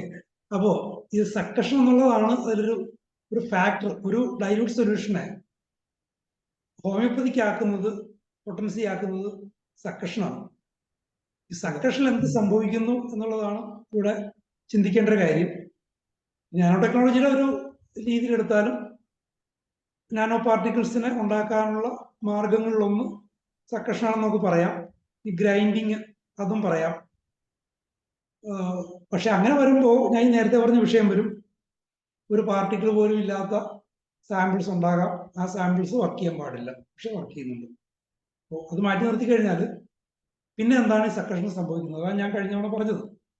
ഒരു ഫ്ലൂയിഡ് ഡൈനാമിക്സിന്റെ അല്ലെ ഫ്ലൂയിഡ് മെക്കാനിക്സിന്റെ വളരെ സങ്കീർണമായിട്ടുള്ള രീതികൾ ഉപയോഗിച്ചുകൊണ്ട് ഒരു സക്കഷൻ പ്രോസസ്സിൽ എന്ത് സംഭവിക്കുന്നു എന്നൊക്കെയുള്ള പഠനം എൻ്റെ അറിവിൽ ഇനിയും നടന്നിട്ടില്ല. അത് നടത്തിയാലേ ഇതിലെന്തെങ്കിലും ഒരു ഖണ്ഡിതമായിട്ട് എന്തെങ്കിലും പറയാൻ പറ്റുമോ എന്നുള്ള കുറച്ച് ബോധ്യത്തിലാണ് ഞാൻ നിൽക്കുന്നത്. അപ്പോൾ ഇന്നത്തെ ഈ പരിപാടിയോട് ബന്ധപ്പെട്ട് ഞാൻ വിദേശങ്ങളിൽ ഇതിന് സമാനമായ ചില വിഷയങ്ങളിൽ ഗവേഷണം ചെയ്യുന്ന കുറേ സുഹൃത്തുക്കൾ എനിക്കുണ്ട്.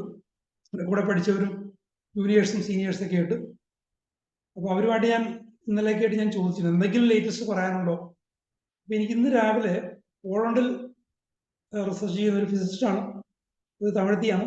പുള്ളിക്കാരത്തി പറഞ്ഞൊരു കാര്യം, ഈ DNA ഉണ്ടല്ലോ, DNA സീക്വൻസ്, DNA സീക്വൻസിന്റെ ആ DNA വേർതിരിച്ചെടുത്തിട്ട് അത് വെള്ളത്തിൽ വളരെ നേർത്ത ഒരു സൊല്യൂഷൻ, എക്സ്ട്രീംലി ഡൈലൂട്ട് സൊല്യൂഷൻ, ഒരു 10 ml വെള്ളമുണ്ടാവുന്ന എണ്ണം DNA സീക്വൻസുകൾ ഡിസോൾവ് ചെയ്യുന്നു. അക്വസ് സൊല്യൂഷൻ, ഇതൊന്നുമല്ല, ആൽക്കഹോളൊന്നുമല്ല. ഇങ്ങനത്തെ ഒരു സൊല്യൂഷനിൽ ഈ DNA സ്ട്രാൻഡ്സ് ചില വളരെ ഫീബിൾ ആണെങ്കിലും വളരെ കൃത്യമായിട്ടുള്ള ഫ്രീക്വൻസിയിലുള്ള ചില ഇലക്ട്രോമാഗ്നറ്റിക് വേവ്സ് അത് പ്രൊഡ്യൂസ് ചെയ്യുന്നുണ്ട് എന്നുള്ളതാണ്. അതൊരു പ്രധാനപ്പെട്ട ഒരു കണ്ടുപിടുത്തമാണ്. ഇനി അതിനോട് ചേർത്ത് വെച്ച് വായിക്കേണ്ട ഒരു സംഭവം, ഈ ഹോമിയോപ്പതിയുടെ വളരെ ഹയർ പൊട്ടൻസീസിനെയും വളരെ സൂക്ഷ്മമായിട്ടുള്ള ആധുനികമായിട്ടുള്ള ഡിറ്റക്ടേഴ്സ് ഉപയോഗിച്ചുകൊണ്ട് ഇതിനെ അനലൈസ് ചെയ്യുമ്പോൾ അതിൽ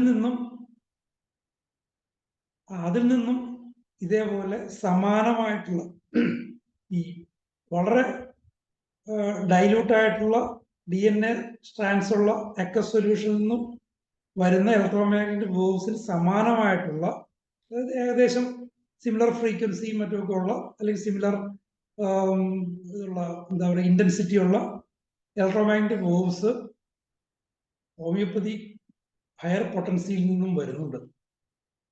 ഇതിന് രണ്ടിനെയും ചേർത്ത് വായിച്ചുകൂടെ എന്നുള്ളതാണ് എൻ്റെ ഇന്നിപ്പോൾ രാവിലെ ഇതുമായിട്ട് ബന്ധപ്പെട്ടൊന്ന് ചിന്തിച്ചു കഴിഞ്ഞപ്പോൾ എൻ്റെ മനസ്സിലുണ്ട്. അപ്പോ ഈ ഇലക്ട്രോമാഗ്നറ്റിക് സിഗ്നൽസ് വരണമെങ്കിൽ ഒരു മാറ്റർ വേണ്ട. ഇലക്ട്രോമാഗ്നറ്റിക് സിഗ്നൽസ് പ്യൂർ എനർജിയാണ്. എനർജിയുടെ വേവ് ഫോം, തരംഗരൂപം. എനർജിക്ക് ക്വാണ്ടം മെക്കാനിക്സ് അനുസരിച്ച് കണികാരൂപമുണ്ട്. ഈ കണികാരൂപം എന്ന് പറയുമ്പോഴേക്കും നാനോ പാർട്ടിക്കിൾസുമായിട്ട് തന്നെ കോംപ്ലിക്കേറ്റ് ചെയ്തത്. നാനോ പാർട്ടിക്കിൾസ് ആറ്റംസ് ആണ്. ആറ്റംസ് പിന്നെ കൂട്ടമായി നിൽക്കുന്ന സംഭവമാണ്. ക്വാണ്ടം എന്ന് പറയുന്നത് ഒന്നുമില്ല, അത് അങ്ങനെ ആ തരത്തിൽ നമുക്ക് മെഷർ ചെയ്യാൻ പറ്റുന്ന ഒരു സംഭവമല്ല. അപ്പോ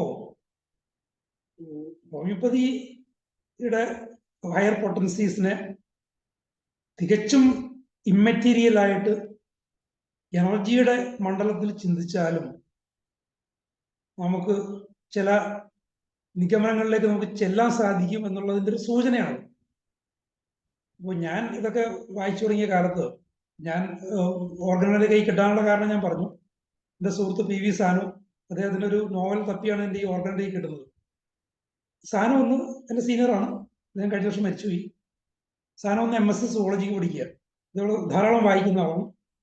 അപ്പോൾ ഞങ്ങൾ ഈ വിഷയം സംസാരിക്കുമ്പോൾ, ഞാൻ ഓർഗൻ വായിക്കുമ്പോൾ ഇപ്പം തന്നെ ചർച്ച ഉണ്ടായിരുന്നു.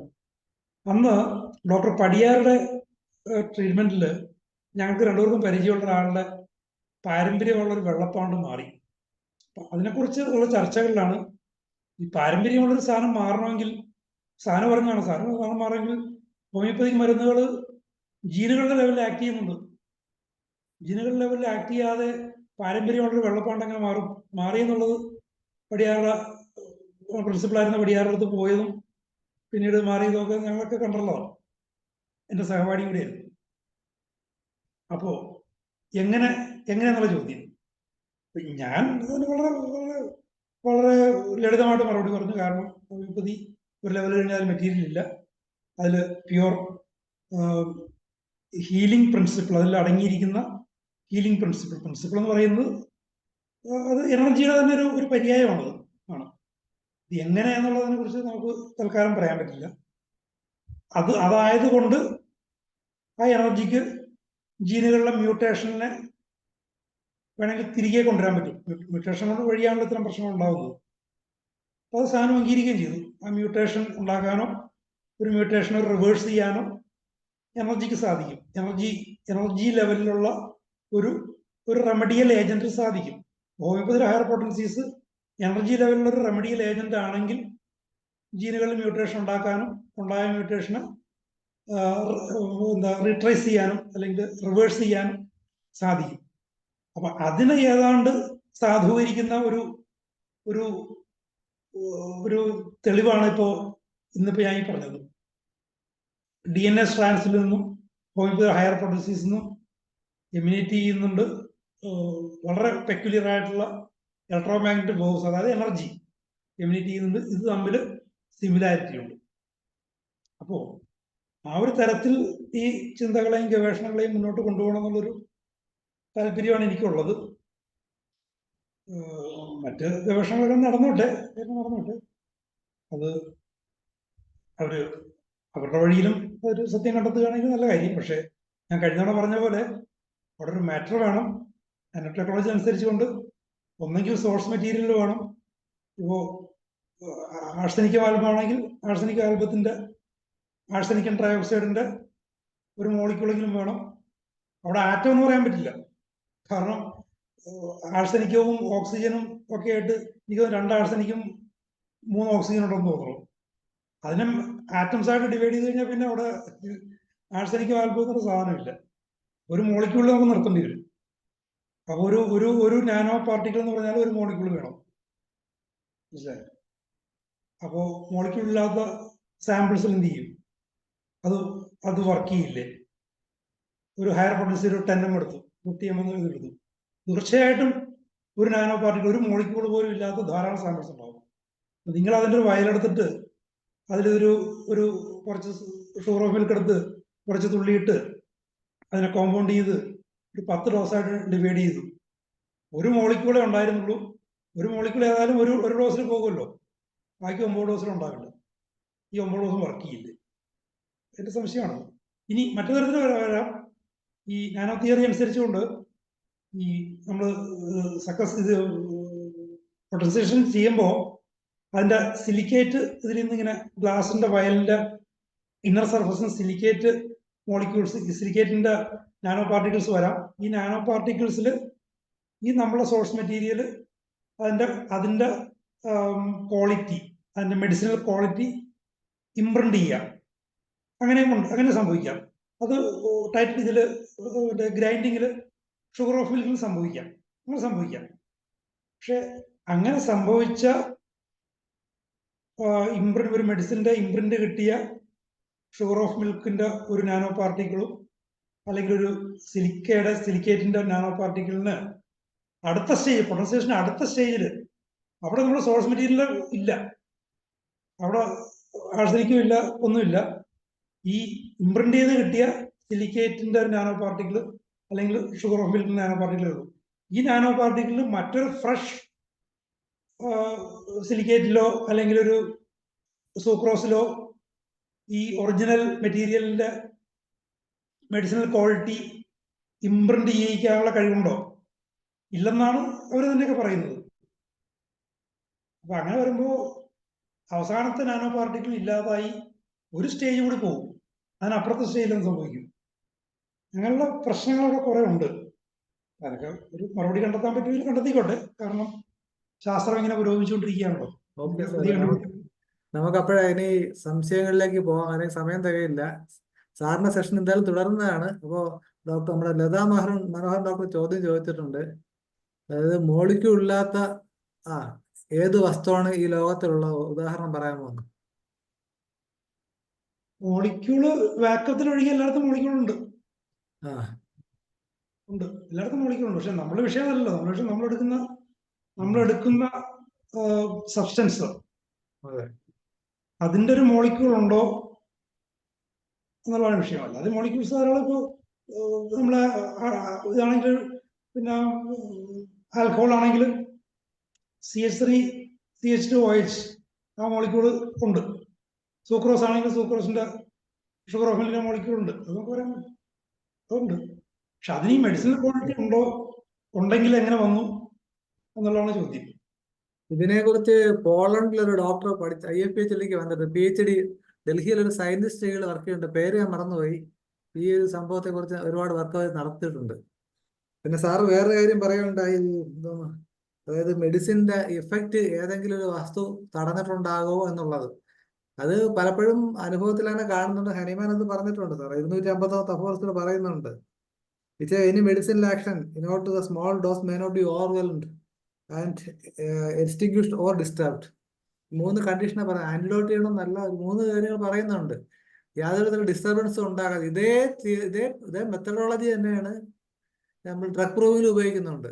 ഡ്രഗ് പ്രൂവിലും പറയുന്നത് ഡയറ്റ് റെജിമെൻ വളരെ കെയർഫുൾ ആയിട്ട് നോക്കിയാൽ മാത്രമേ കറക്റ്റ് മെഡിസിന്റെ സിംറ്റംസ് കിട്ടുകയുള്ളൂ എന്ന് ഡ്രഗ് പ്രൂവിലും പറയുന്നുണ്ട്. കഴിഞ്ഞ ദിവസം ഡോക്ടർ ഷാജി സംശയം ചോദിച്ചു. അതുപോലെ തന്നെ ഹരിഹരൻ സാറിന് സമയം കിട്ടിയില്ല. അപ്പൊ അവരൊക്കെ ഇതിനകത്തുണ്ടെങ്കിൽ ദയവായിട്ട് ഹാൻഡ് റൈസ് ചെയ്യുക. ഷാജി ഡോക്ടർ ഷാജി എന്ന് സംശയം ചോദിച്ചിട്ട് ഓർമ്മയുണ്ട്.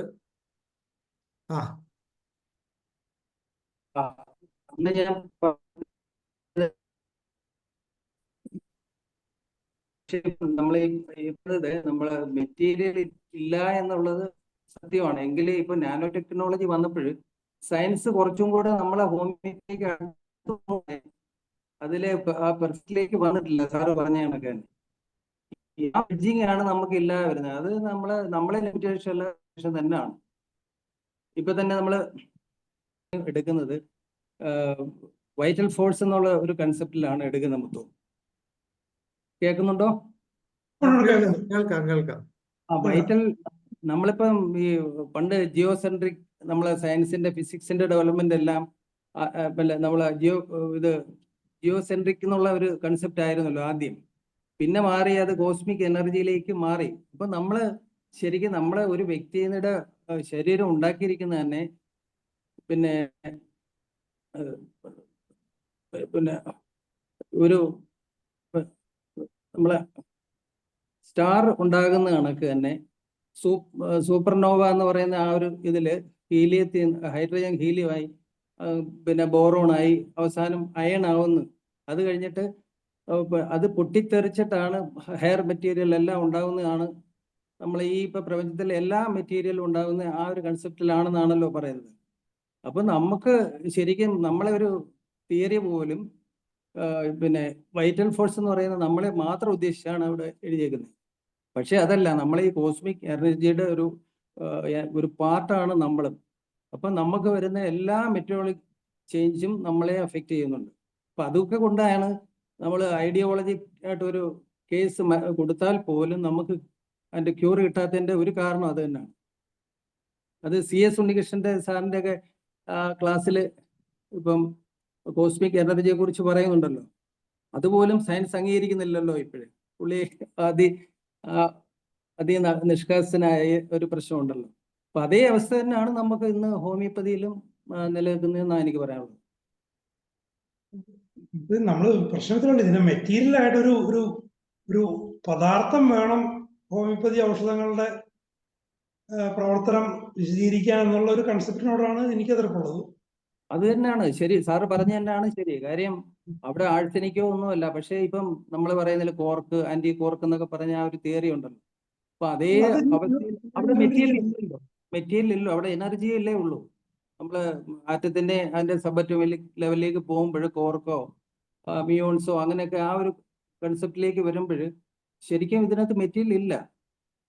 അത് ഐൻസ്റ്റീൻ തന്നെ പിന്നെ E/mc² എന്ന് പറഞ്ഞത് പോലും എനർജിയെ മാറ്ററായിട്ടും മാറ്റാം, മാറ്ററിനെ എനർജി ആയിട്ടും മാറ്റാം എന്ന് നമ്മൾ തെളിയിച്ചിട്ടുണ്ടല്ലോ.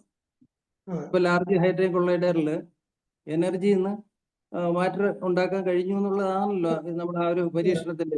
അത് തന്നെയാണല്ലോ നമ്മളെ ഹോമിയോപ്പതിയില് ഒരു ആക്സിഡന്റ് കണ്ടാല് അതിന്റെ ആ ഷോക്കിൽ നിന്ന് നമുക്കൊരു പിന്നെ എന്തെങ്കിലും ഒരു മെറ്റീരിയൽ ആയിട്ടുള്ള ക്യാൻസറോ മറ്റെന്തെങ്കിലും ട്യൂമറോ ഒക്കെ വരുന്നത് ശരിക്കും എനർജിയിൽ നിന്ന് മാസ് ഒരു മെറ്റീരിയൽ ആയിട്ട് മാറുന്ന ഒരു കൺസെപ്റ്റ് ആണല്ലോ. ശരിക്കും അവിടെ ഒന്നുമില്ല, ഒരു കാണുന്ന ആ ഒരു ഷോക്കിൽ നിന്ന് തന്നെ നമുക്ക് എന്തെല്ലാം അസുഖം വരുന്നു. നമുക്കറിയാം അവിടെ ഒരു കേസ് മെന്റൽ ട്രോമ വന്നതിന് ശേഷം ഫാമിലി ഹിസ്റ്ററി ഒന്നും ഇല്ലാതെ ലുക്കീമിയ വന്നിട്ടുണ്ട്. ഫൈനാൻഷ്യൽ ശരിക്കും എന്ന് പറയുന്നത് അവിടെ ആ ഒരു എനർജിയിൽ നിന്ന് മാറ്ററിലേക്ക് നമ്മൾ ഐൻസ്റ്റീന്റെ ആ ഒരു പ്രിൻസിപ്പിള് ഈ എനർജിയിൽ നിന്ന് മാസിലേക്ക് മാറുന്നു. മാസിനെ എനർജിയിലേക്ക് മാറ്റുന്ന ഒരു ഇതാണ് നമ്മളെ പൊട്ടൻറ്റൈസേഷൻ. അതിന്റെ റിവൈസ് എടുക്കുമ്പോൾ നമ്മൾ ആ സയൻസിനെ ലിങ്ക് ചെയ്യാൻ കഴിഞ്ഞാൽ നമ്മൾ രക്ഷപ്പെട്ടു. പക്ഷെ അത് നമ്മളല്ല പ്രശ്നം, സയൻസിന്റെ ലിമിറ്റേഷൻ മാത്രമാണ്. ലിമിറ്റേഷനാണ്. ഇപ്പൊ ഹനിമാൻ പറഞ്ഞ പോലെ തന്നെ ഇത് എല്ലാം എനർജി ലെവലിലാണ് അദ്ദേഹം പറഞ്ഞത്. Life principle, disease causing principle, ഇങ്ങനെയാണല്ലോ പറഞ്ഞത്. അല്ലാതെ പിന്നെ ബാക്ടീരിയനോ വൈറസിനോ വെച്ചുകൊണ്ടുള്ള അദ്ദേഹം പറഞ്ഞത്. അപ്പോ അങ്ങനെ ആയിട്ട് പോലും അതിനൊക്കെ മാറ്റിവെച്ചുകൊണ്ട് ഈ മാറ്ററിൽ മരുന്നും തിരയുന്ന ഒരു രീതിയാണ് എനിക്ക് വിയോജിപ്പുള്ളത്. അതാണ് ഞാൻ പറഞ്ഞത്. ആൾക്കാരെല്ലാരും ഉദ്ദേശിക്കുക നാനോ വന്നപ്പോഴത്തേനും എല്ലാം ആയെന്നുള്ള. അങ്ങനെയല്ല. നാനോ എന്ന് പറഞ്ഞാൽ ആ ഒരു മെറ്റീരിയലിൽ കിടക്കുവാണ്. നമുക്ക് അളക്കാൻ പറ്റിയ ഒരു സാധനമാണല്ലോ നാനോ. അളക്കുന്നതിന് അപ്പുറത്തുള്ളതാണ് നമ്മളെ ശരിക്കുള്ള ഹോമിയോപ്പതി എന്ന് പറയുന്നത്. അതെ, അത് ആ ഒരു കൺസെപ്റ്റിനെ സ്വീകരിക്കാതെ ഇപ്പോഴും അത് ഈ അലോപ്പതിയുടെ കൺസെപ്റ്റ് തന്നെയല്ലേ. ഇപ്പോ ഒരു ബാക്ടീരിയ വേണം അവർക്ക്, അല്ലെങ്കിൽ ഒരു വൈറസ് വേണം, അല്ലെങ്കിൽ അങ്ങനെ എന്തെങ്കിലും അല്ലെങ്കിൽ ഒരു കെമിക്കൽ പോയിസൺ, ഒരു കെമിക്കൽ ഏജന്റ് വേണം. അതില്ലാതെ ഒരു രോഗത്തെ കുറിച്ച് സങ്കല്പിക്കാൻ പറ്റുന്നില്ല. അപ്പൊ നമ്മളും ആ ലെവലിലേക്ക് പോവുകയല്ലേ. ഒരു മെറ്റീരിയൽ ഇല്ലാതെ ഔഷധത്തെ കുറിച്ച് ചിന്തിക്കാൻ പറ്റില്ല എന്ന് പറയുന്ന ഒരു അവസ്ഥ.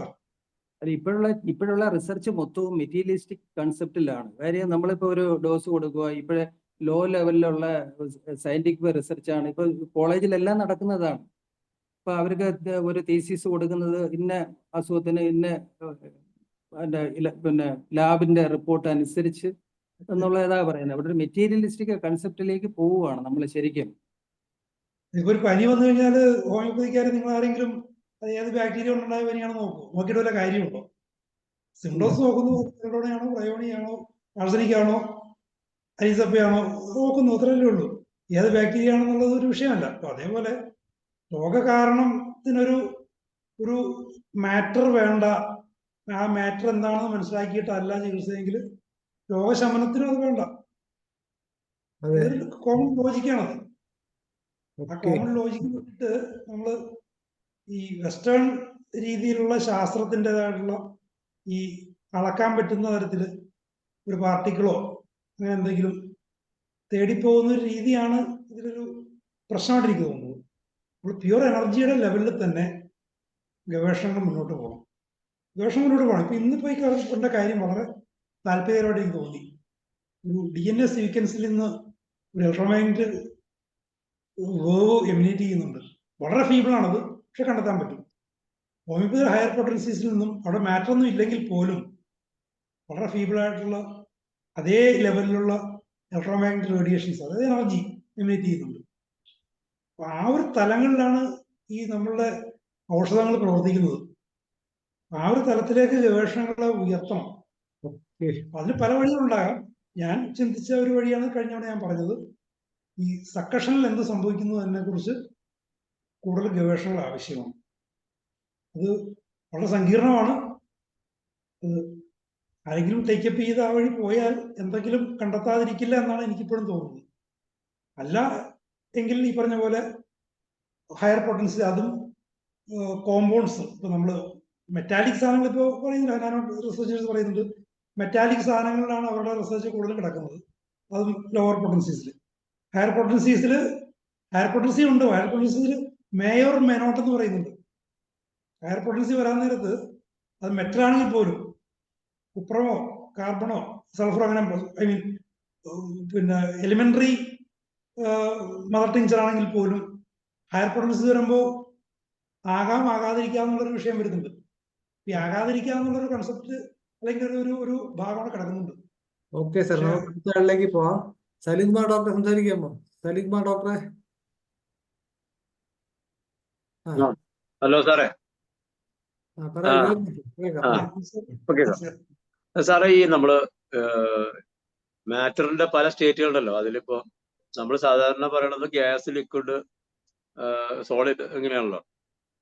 ഇത് കൂടാതെ പ്ലാസ്മ ഉണ്ട് എന്നൊക്കെ പറഞ്ഞ് 6-7 സ്റ്റേറ്റ് പറയുന്നതായിട്ട് തോന്നുന്നു. ഇതില് ഏതെങ്കിലും ഒരു സ്റ്റേറ്റിന് എനർജി ആയിട്ട് കൂടുതൽ നിൽക്കുന്നുണ്ടോ? അതായത് പ്ലാസ്മ തന്നെ വേറൊരു ഫോമാണ്. നമ്മുടെ ഈ ഫ്ലെയിം പ്ലാസ്മ സ്റ്റേറ്റിൽ നിൽക്കുന്ന സാധനമല്ലേ, ആണോ സാറേ? പ്ലാസ്മ എന്ന് വെച്ചാൽ ഇത്രയേ ഉള്ളൂ. അതിന്റെ അയേഴ്സ് പിന്നെ ഒരു ആറ്റത്തിൽ നിന്ന് ന്യൂക്ലിയസ്, പോസിറ്റീവ് ചാർജ് ന്യൂക്ലിയസും ഇലക്ട്രോൺസും നെഗറ്റീവ് ചാർജ് ഇലക്ട്രോൺസും മാറി തമ്മിൽ ബൗണ്ട് ചെയ്ത് നിൽക്കുന്നതിന് പകരം മാറി ചാർജുകളായി പോയി. പക്ഷെ അപ്പോഴും പാർട്ടിക്കിൾസ് ഉണ്ട് അവിടെ. അറ്റോമിക് അതുപോലെ നമ്മൾ 4th സ്റ്റേജ് ആണല്ലോ. ഈ 7 സ്റ്റേജ് വരെയൊക്കെ ഉണ്ടെന്ന് ഇങ്ങനെ പലർക്കും അവിടത്തൊക്കെ വായിച്ചവർക്കുണ്ട്. അല്ല, ഞാൻ ചോദിക്കുന്നത് അങ്ങനെ ഏതെങ്കിലും ഒരു സ്റ്റേജിൽ എനർജി ആയിട്ട് കൺവേർട്ട് ചെയ്യുന്നതായിട്ട് അങ്ങനെ വല്ലതും ഉണ്ടോ? എനർജി ആയിട്ട് എപ്പോഴും ഏത് സ്റ്റേജിലും കൺവേർട്ട് ചെയ്യാലോ. ഇപ്പോ നമ്മളെ ന്യൂക്ലിയർ ബോംബ് അല്ലെങ്കിൽ ന്യൂക്ലിയർ നമ്മളെ റിയാക്ടേഴ്സ്, പവർ പ്ലാന്റുകൾ, അതിലൊക്കെ വെറുതെ യുറേനിയം, പ്ലൂട്ടോണിയം, അല്ല തോറിയം മാസാണത്. അത് നേരെ എനർജി ആയിട്ട് മാറുകയും ചെയ്യുന്നു. അത് ഒരു സർട്ടൺ കണ്ടീഷനിൽ ഏത് സാധനം മാറ്റാം.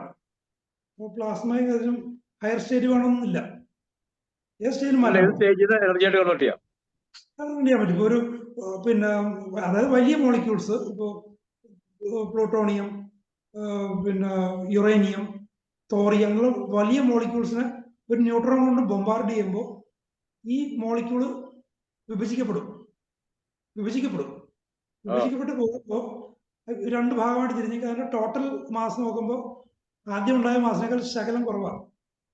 ഈ കുറവ് വന്ന മാസാണ് E=mc² എനർജിയായിട്ട് മാറുന്നത്. അത് ഏത് ലെവലിലും മാറാം. ഒരു ആറ്റം ബോംബിൽ വലിയ മാറ്ററാണത്, അതും എനർജിയായിട്ട് മാറാം.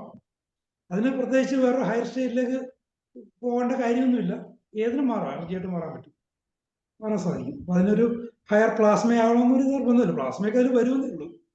വേറെ ടെമ്പറേച്ചർ പരിധി കൂടുമ്പോഴേക്കും ഈ ഇലക്ട്രോൺസും പ്രോട്ടോൺസും ഒക്കെ വേർതിരിഞ്ഞ് വേറെയായി പോകും, ചാർജഡായി പോകും. സൂര്യനിലങ്ങനെയാണല്ലോ, സൂര്യനിലങ്ങനെയാണ്, അത് ചൂട് ഒരു പരിധി കൂടുമ്പോഴേക്കും അങ്ങനെയായി പോകും. അപ്പോൾ എനർജിയായിട്ട് മാറാൻ പ്ലാസ്മയാകണമെന്ന് നിർബന്ധമൊന്നുമില്ല, ഏത് ഒരു മോളിക്യൂളിനും മാറാൻ പറ്റും, എനർജി ഏത് സ്റ്റേജിലും മാറാൻ പറ്റും. കൊണ്ട് തന്നെയാണ് ഈ പ്രോസസ് ഓഫ് സക്കഷനിൽ ഇങ്ങനത്തെ ഒരു കൺവേർഷൻ നടക്കുന്നുണ്ടോ എന്നുള്ളൊരു സംശയം എൻ്റെ മനസ്സിൽ ഇത് വായിച്ച കാലത്ത് തന്നെ ഉയർന്നത്. ആ വായിച്ച കാലത്ത് ഞാൻ ഫിസിക്സ് അക്കാഡമിക്കായിട്ട് പഠിക്കുന്ന ഒരു കാലമായതുകൊണ്ട് ആ തരത്തിൽ ചിന്തിക്കാൻ സാധിച്ചു. ഒരു സാധ്യത അവിടെ ഉണ്ട്, അത് പ്ലാസ്മയും കാണണമെന്നില്ല. നമ്മൾ വെറുതെ പ്യുവർ മാറ്റർ, നമ്മൾ ആഴ്സനിക് ആൽബം, സൾഫർ, സൈലീഷ്യ, കാർബോ, എന്തുമാകാം. അത് നമ്മൾ സക്സസ് ചെയ്യുമ്പോൾ അതൊരു വലിയ ലെവലിലെന്നല്ല ഞാൻ പറയുന്നത്, വളരെ മൈന്യൂട്ട് ലെവലിൽ ഒരു കൺവേർഷൻ നടക്കുന്നുണ്ടോ, കൺവേർഷൻ നടന്നാൽ ആ റിലീസ് ചെയ്യുന്ന എനർജി ഏത് തരത്തിലാണ്, ഏത് ഫോമിലാണ്, അങ്ങനെ കൺവേർട്ട് ചെയ്യപ്പെടുന്ന എനർജി നമ്മൾ ചിലപ്പോൾ ഒരു മെഡിസിൻ പ്രിപ്പയർ ചെയ്ത് 10-20 കൊല്ലം കഴിഞ്ഞായിരിക്കും നമ്മൾ ഉപയോഗിക്കുന്നത്. അത്രയും കാലവും ഈ എനർജി എവിടെ, അത് ഏത് രൂപത്തിൽ സ്റ്റോർ ചെയ്യപ്പെടുന്നു എന്നുള്ള അങ്ങനെ കുറെ സംശയങ്ങൾ അതിൽ നിലനിൽക്കുന്നത്. നമുക്ക് അതിലേക്ക് വരാം. Eliyamma George, doctor Eliyamma George, madam unmute ചെയ്യുമോ? മാഡം അൺമ്യൂട്ട് ചെയ്യുമോ?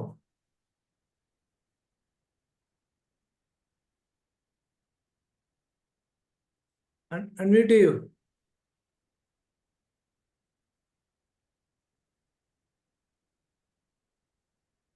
ആൽവി സാർ വളരെ പ്രസക്തമായ ഒരു കാര്യം കൂടെ പാഡ് ചെയ്യുകയുണ്ടായി. എത്ര കാലം വരെ ഇത് റീറ്റെയിൻ ചെയ്യും എന്നുള്ളതാണ്. എത്രയും 40, 50, 100 കൊല്ലം വരെ നിൽക്കും എന്നുള്ളത് പ്രായോഗികമായ അനുഭവത്തിലുള്ള ഒരു കാര്യമാണ്. അപ്പോൾ അത് വളരെ ഈ ഫിസിക്സിനെയും കെമിസ്ട്രിയും റീഡിഫൈൻ ചെയ്തിട്ട് തോന്നുന്നു. എലിയമ്മ ഡോക്ടറെ അൺമ്യൂട്ട് ചെയ്യാമോ? ഡോക്ടറെ അൺമ്യൂട്ട് ചെയ്യൂ. അവിടെ ഒരു മൈക്ക് സിമ്പിൾ അവിടെ തൊട്ടാൽ മതി. ഈ മൊബൈൽ ഫോൺ കയറുമ്പോൾ എപ്പോഴും ഒരു പ്രശ്നമുണ്ട്. അതുപോലെ തന്നെ കഴിയുന്ന ദയവായിട്ട് എല്ലാവരും ഈ പ്രോഗ്രാം തുടങ്ങുമ്പോൾ തന്നെ കയറുക. അതുപോലെ പേരിൽ അവരവരുടെ പേര് ഉപയോഗിക്കുക, ക്യാമറ ഓൺ ചെയ്യുക. ഇപ്പൊ തന്നെ രണ്ടു മൂന്നാണ് ബുദ്ധിമുട്ടുണ്ടായി. ഞാനത് കേൾക്കുന്നുണ്ടോ? കേൾക്കാം, പറയൂ. സാറിനോട് എനിക്ക് ഒരു കാര്യം ചോദിക്കാനുള്ളത്, എനിക്ക് മാറ്റർ എനർജി ഒക്കെ പറഞ്ഞത് ഞാൻ കേട്ടോണ്ടിരിക്കുക, കൂടുതലൊന്നും അതിനെപ്പറ്റി എനിക്ക് അറിയത്തില്ല. ഞാൻ ഈ സിംറ്റമാറ്റിക് ട്രീറ്റ്മെന്റ് എന്നാണല്ലോ ഹോമിയോപ്പതിയുടെ പ്രിൻസിപ്പിള്. സിംറ്റമാറ്റിക് ട്രീറ്റ്മെന്റ് എന്ന് പറഞ്ഞാൽ ഞാൻ ഒരിക്കലും ഒരേ ഒരു സിംറ്റം കണ്ടും കൊണ്ട് ഒരു പേഷ്യന്റ്, അതായത് ലിപ്സില് വൈറ്റ് സ്പോട്ടായിരുന്നു, ഒരു 17 വയസ്സുള്ള ഒരു കൊച്ച്, ലിപ്സില് വൈറ്റ് സ്പോട്ടായിരുന്നു.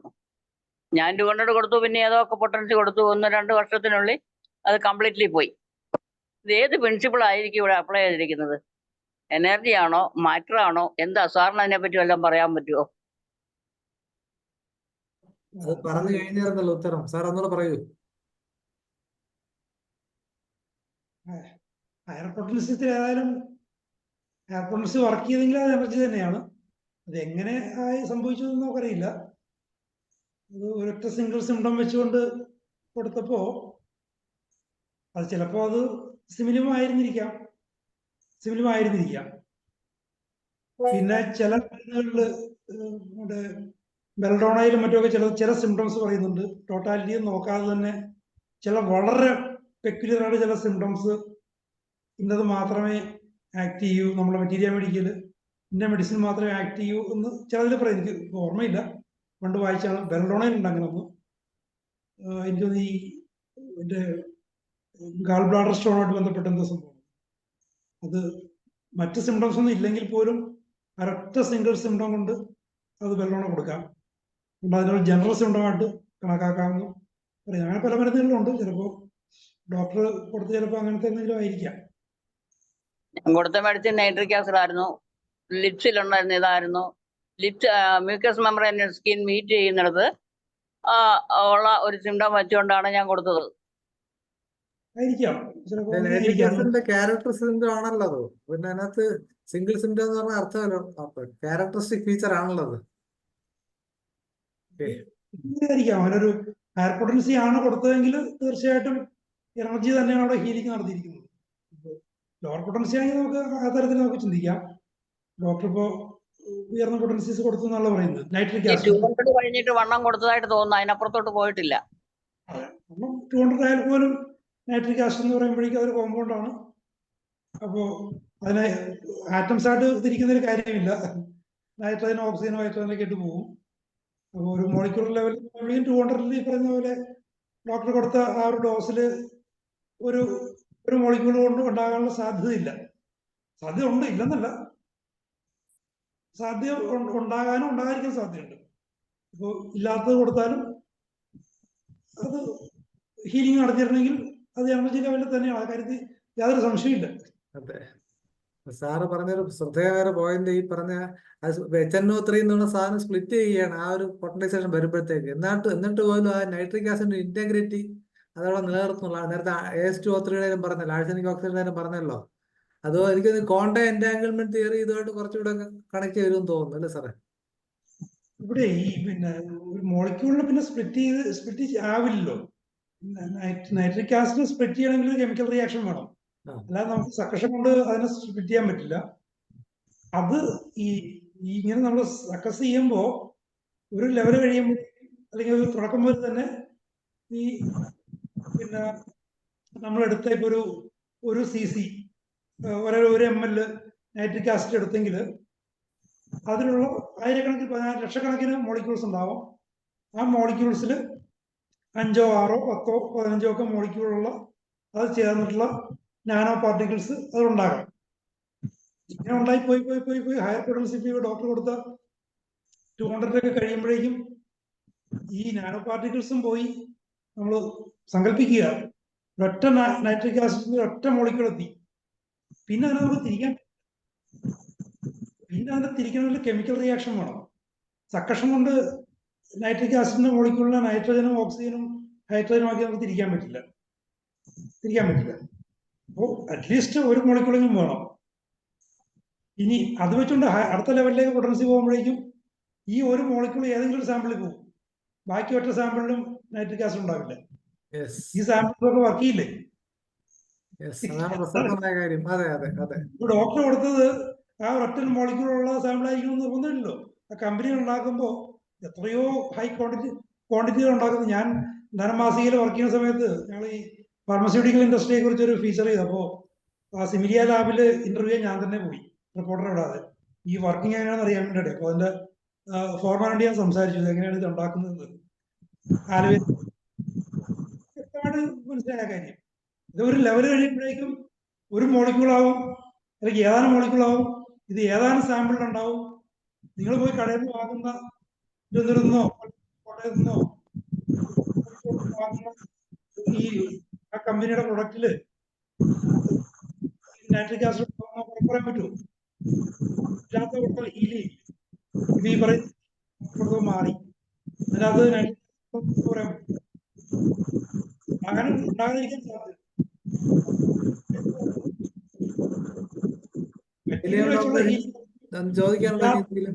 ഇല്ലാത്ത സാമ്പിൾ കൊടുത്താൽ വർക്കിയില്ല, ഇനിയും നടക്കില്ല. ഇനിയും നടക്കുന്നുണ്ട്. ഉണ്ടോ അല്ലെങ്കിൽ ആർസനിക്കം ഉണ്ടോ, കുപ്രം മെറ്റാലിക്കോ മറ്റോ ഉണ്ടോ എന്നുള്ളതൊന്നും അല്ല അവിടുത്തെ വിഷയം.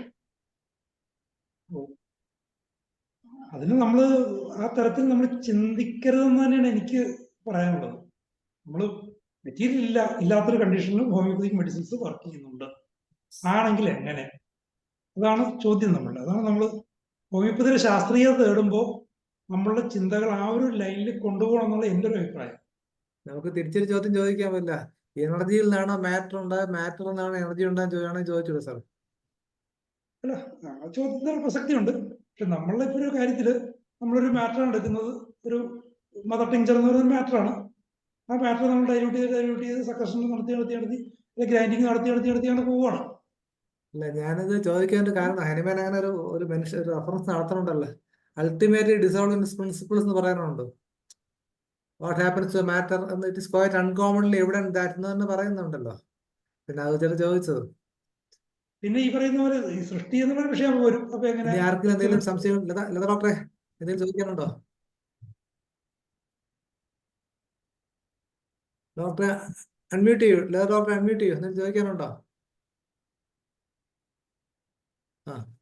ചോദിക്കാനുള്ളത് ഒരു കാര്യം, ഡോക്ടർ പറഞ്ഞതിൽ നിന്ന് മെറ്റീരിയൽ ഇല്ല, ഒരു മെറ്റീരിയലിനകത്ത് നിന്ന് നമുക്ക് ഈ മോളിക്യൂൾസ് ഇല്ലാത്ത ഭാഗത്ത് നിന്നും ആക്ഷൻ ഉണ്ടെന്നുള്ളതാണ് ഡോക്ടറുടെ അഭിപ്രായം, അല്ലേ?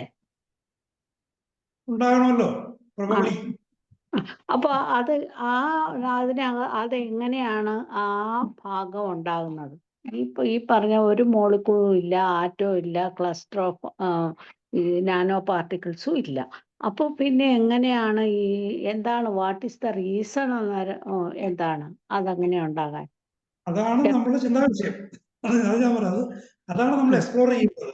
ഈ മാറ്ററിന്റെ ലെവലിൽ കിടന്ന് പഠിക്കാതെ ഈ ഒന്നും ഇല്ലാത്ത ലെവലിൽ എന്താണ് സംഭവിക്കുന്നത്, എന്ത് സംഭവിച്ചു, ആ ഒരു അന്വേഷണം ആവശ്യം എന്ന് പറഞ്ഞാൽ അത് ഹനുമാൻ മറ്റൊരു വഴിയിൽ പറഞ്ഞത് തന്നെയാണ്.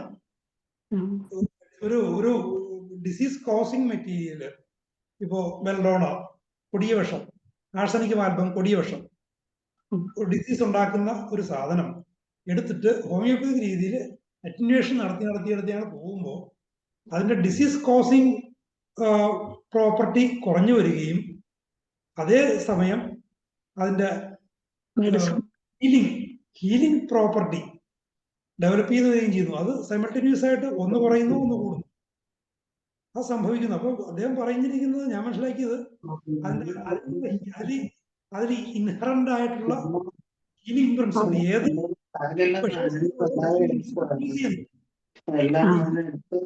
വാക്ക് അതിനെ മാറ്റായിട്ട് നമുക്ക് അങ്ങനെ കൂട്ടിക്കിടക്കാൻ പറ്റും.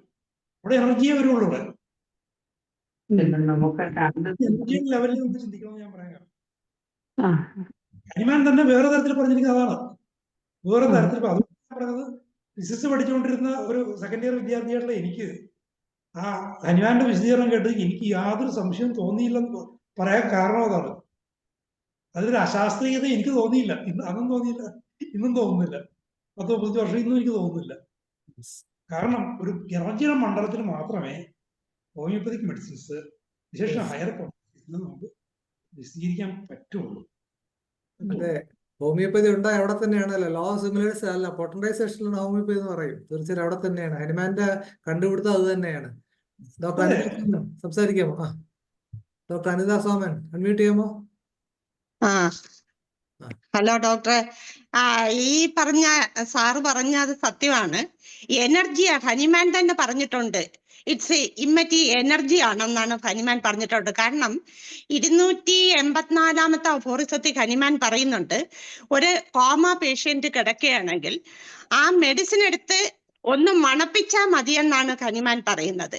മണപ്പിക്കുമ്പോൾ സെന്റിനൽ നർസിൽ കൂടെ ചെല്ലുമെന്നാണ് പറയുന്നത്. That is A energy. വേറെ ഒന്നും കൊടുക്കുന്നില്ല, ഉള്ളിൽ പോലും കൊടുക്കുന്നില്ല. അല്ലെങ്കിൽ ആ ഭാഗത്ത് കുടഞ്ഞാൽ മതി എന്നാ പറയുന്നത്, അവരുടെ ദേഹത്ത് കുടഞ്ഞാൽ മതി എന്നാ പറയുന്നത്. അത്രയും എനർജി നമ്മുടെ മെഡിസിനുണ്ട്. പോസിട്രോൺ ആയിട്ടൊരു എനർജി എന്ന് പറഞ്ഞാൽ ഈ യൂണിവേഴ്സിൽ ഇപ്പൊ നാസ തന്നെ കണ്ടുപിടിച്ചിട്ടുണ്ട്. നമ്മുടെ യൂണിവേഴ്സ് ഒരു പൊട്ടിയിട്ട് ഒരു പോസിട്രോൺ ഡാർക്ക് എനർജി ഉണ്ട് 74%. അതിൽ പോസിട്രോൺ എന്ന് പറയുന്ന എനർജിയാണ് നിൽക്കുന്നത്. ആ എനർജി കണക്കാണ് നമ്മുടെ ഹോമിയോപ്പതിക് മെഡിസിന് പൊട്ടൻറ്റൈസ് ചെയ്യുമ്പോൾ പ്രവർത്തിക്കുന്നതെന്നാണ് ഹനുമാൻ പറഞ്ഞിട്ടുള്ളത്. ആ ഇപ്പോഴത്തെ ഒരു ലെവലില് നമ്മൾ ചിന്തിക്കുമ്പോഴത്തേക്ക് അപ്പൊ എനർജി എങ്ങനെ വേണമെങ്കിലും പാസ് ചെയ്യാം. ഉദാഹരണത്തിന് സാറ്, എൻ്റെ ഗുരു പ്രഫുൽ വിജയക്ക സാറ്, ഒരു ഇംഗ്ലണ്ടിൽ നിൽക്കുന്ന ഒരു പയ്യൻ പിണങ്ങിപ്പോയി നിന്നിട്ട് അതിന് സാർ എടുത്ത റൂബ്രിക് എന്ന് പറഞ്ഞത് അബാൻഡന്റ് റിലേറ്റീവ്സ് എന്നുള്ള ഒരു റൂബ്രിക് എടുത്തിട്ട് ഒറ്റ മെഡിസിനേ ഉള്ളൂ, സിക്കേൽക്കോർ. സാറ് പറഞ്ഞ ആ പയ്യന്റെ ഡ്രസ്സ് എടുത്തിട്ട്, ഡ്രസ്സ് ഇവിടെ ബോംബെയിലുള്ള ആ പയ്യന്റെ ഡ്രസ്സ് എടുത്തിട്ട് വെള്ളത്തിൽ മുക്കിയിട്ട്, വാട്ടറിൽ മുക്കിയിട്ട് ഈ സിക്കേൽക്കോർ മെഡിസിൻ അവിടെ ഒഴിക്കാൻ പറഞ്ഞു. അതിൽ ഒഴിച്ച് മുക്കി വെക്കാൻ പറഞ്ഞു. ആ പയ്യൻ 2 വർഷമായിട്ട് അമ്മയെ വിളിക്കുന്നില്ല. അടുത്ത ഒരാഴ്ചക്കകത്ത് മകൻ വിളിച്ചു, അമ്മ എനിക്ക് അമ്മയെ കാണണമെന്ന്. അതെങ്ങനെ വന്നു? ദാറ്റ്സ് എനർജിയാണ്. ആ പോസിട്രോൺ ആയിട്ടുള്ള എനർജിയിൽ നിന്ന് അത് പോകുന്നു. അപ്പൊ എനർജി എങ്ങനെ വേണമെങ്കിലും സഞ്ചരിക്കാം. ആ എനർജി ഏത് രീതിയിലെന്നോ നമുക്ക് എക്സ്പ്ലെയിൻ ചെയ്യാൻ പറ്റുന്നില്ലെന്നേ ഉള്ളു. അത്രയേ ഉള്ളു.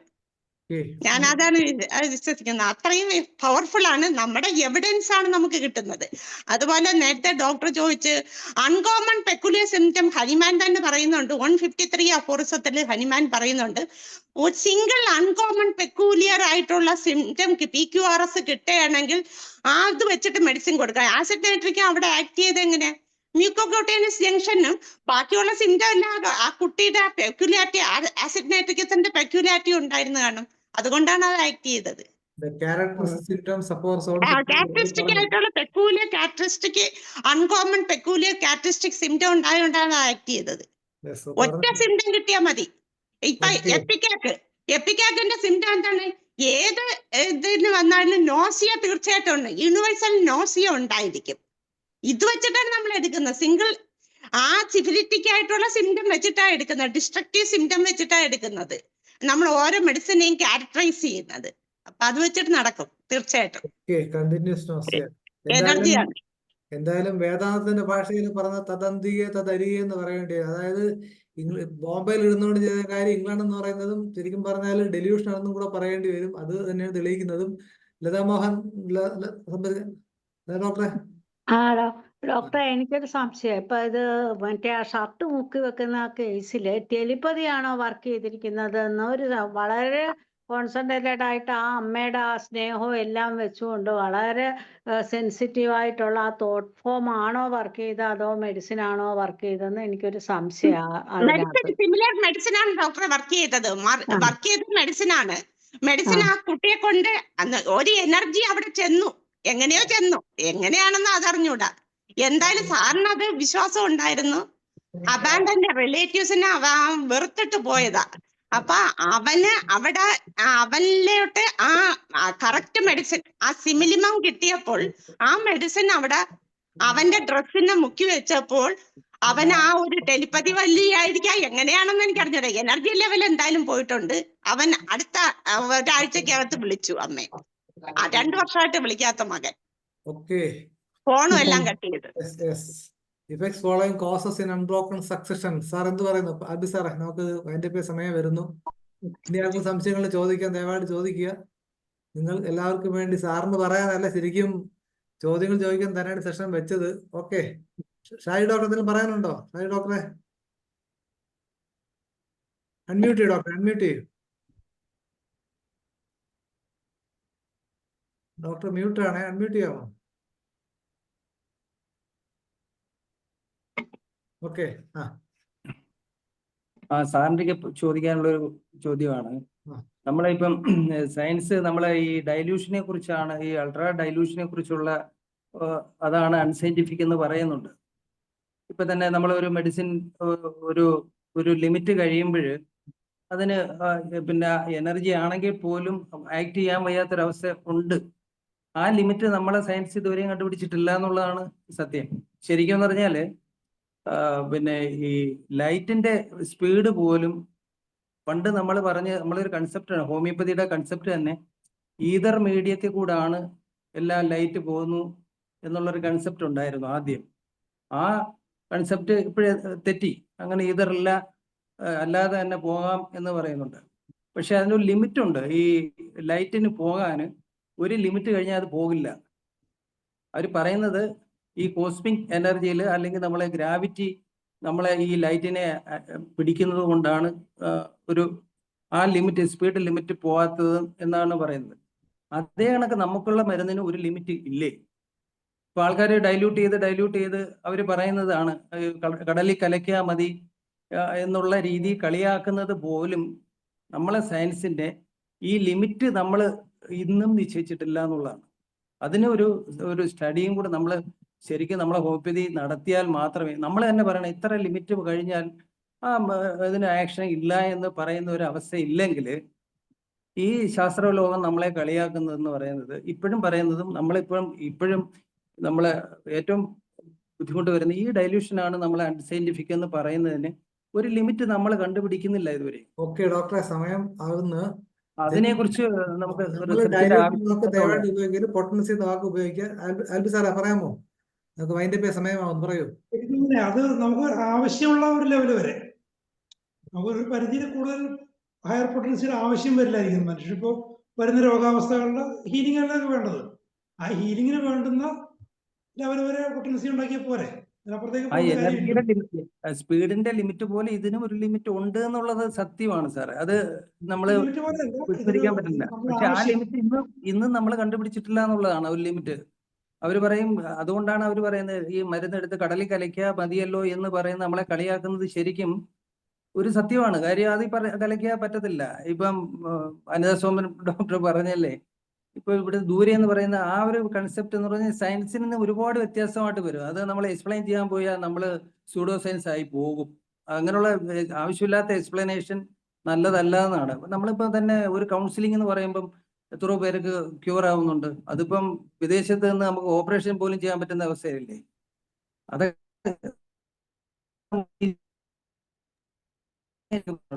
ചെയ്ത് കഴിഞ്ഞാൽ ഓക്കെ ഡോക്ടർ, നെറ്റ് പ്രോബ്ലം ഒരു വാക്കിന് കിട്ടുന്നത് ഈ നാനോ പാർട്ടിക്കിളിന്റെ ഒരു അറിഞ്ഞിരിക്കുന്നല്ലോ.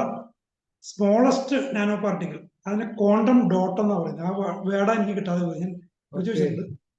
നാനോ പാർട്ടിക്കിൾ ക്വാണ്ടം ഡോട്ട്, അതിൽ തന്നെ 10 മുതൽ 15 വരെ ആറ്റംസ് ഉണ്ടാകുന്നു. Smallest nano particle quantum dot എന്ന് അറിയപ്പെടുന്നു. അതിൽ 10 മുതൽ 15 വരെ ആറ്റംസ് ഉണ്ടാകുന്നു. അതാണ് അതിന്റെ സംഭവം. ഞാൻ നേരത്തെ വിട്ടു. മറിയാമ്മ ഡോക്ടറെ, നമുക്ക് നന്ദി പറയാം, വൈൻഡപ്പ് ചെയ്യാം. മറിയാമ്മ ഡോക്ടറെ.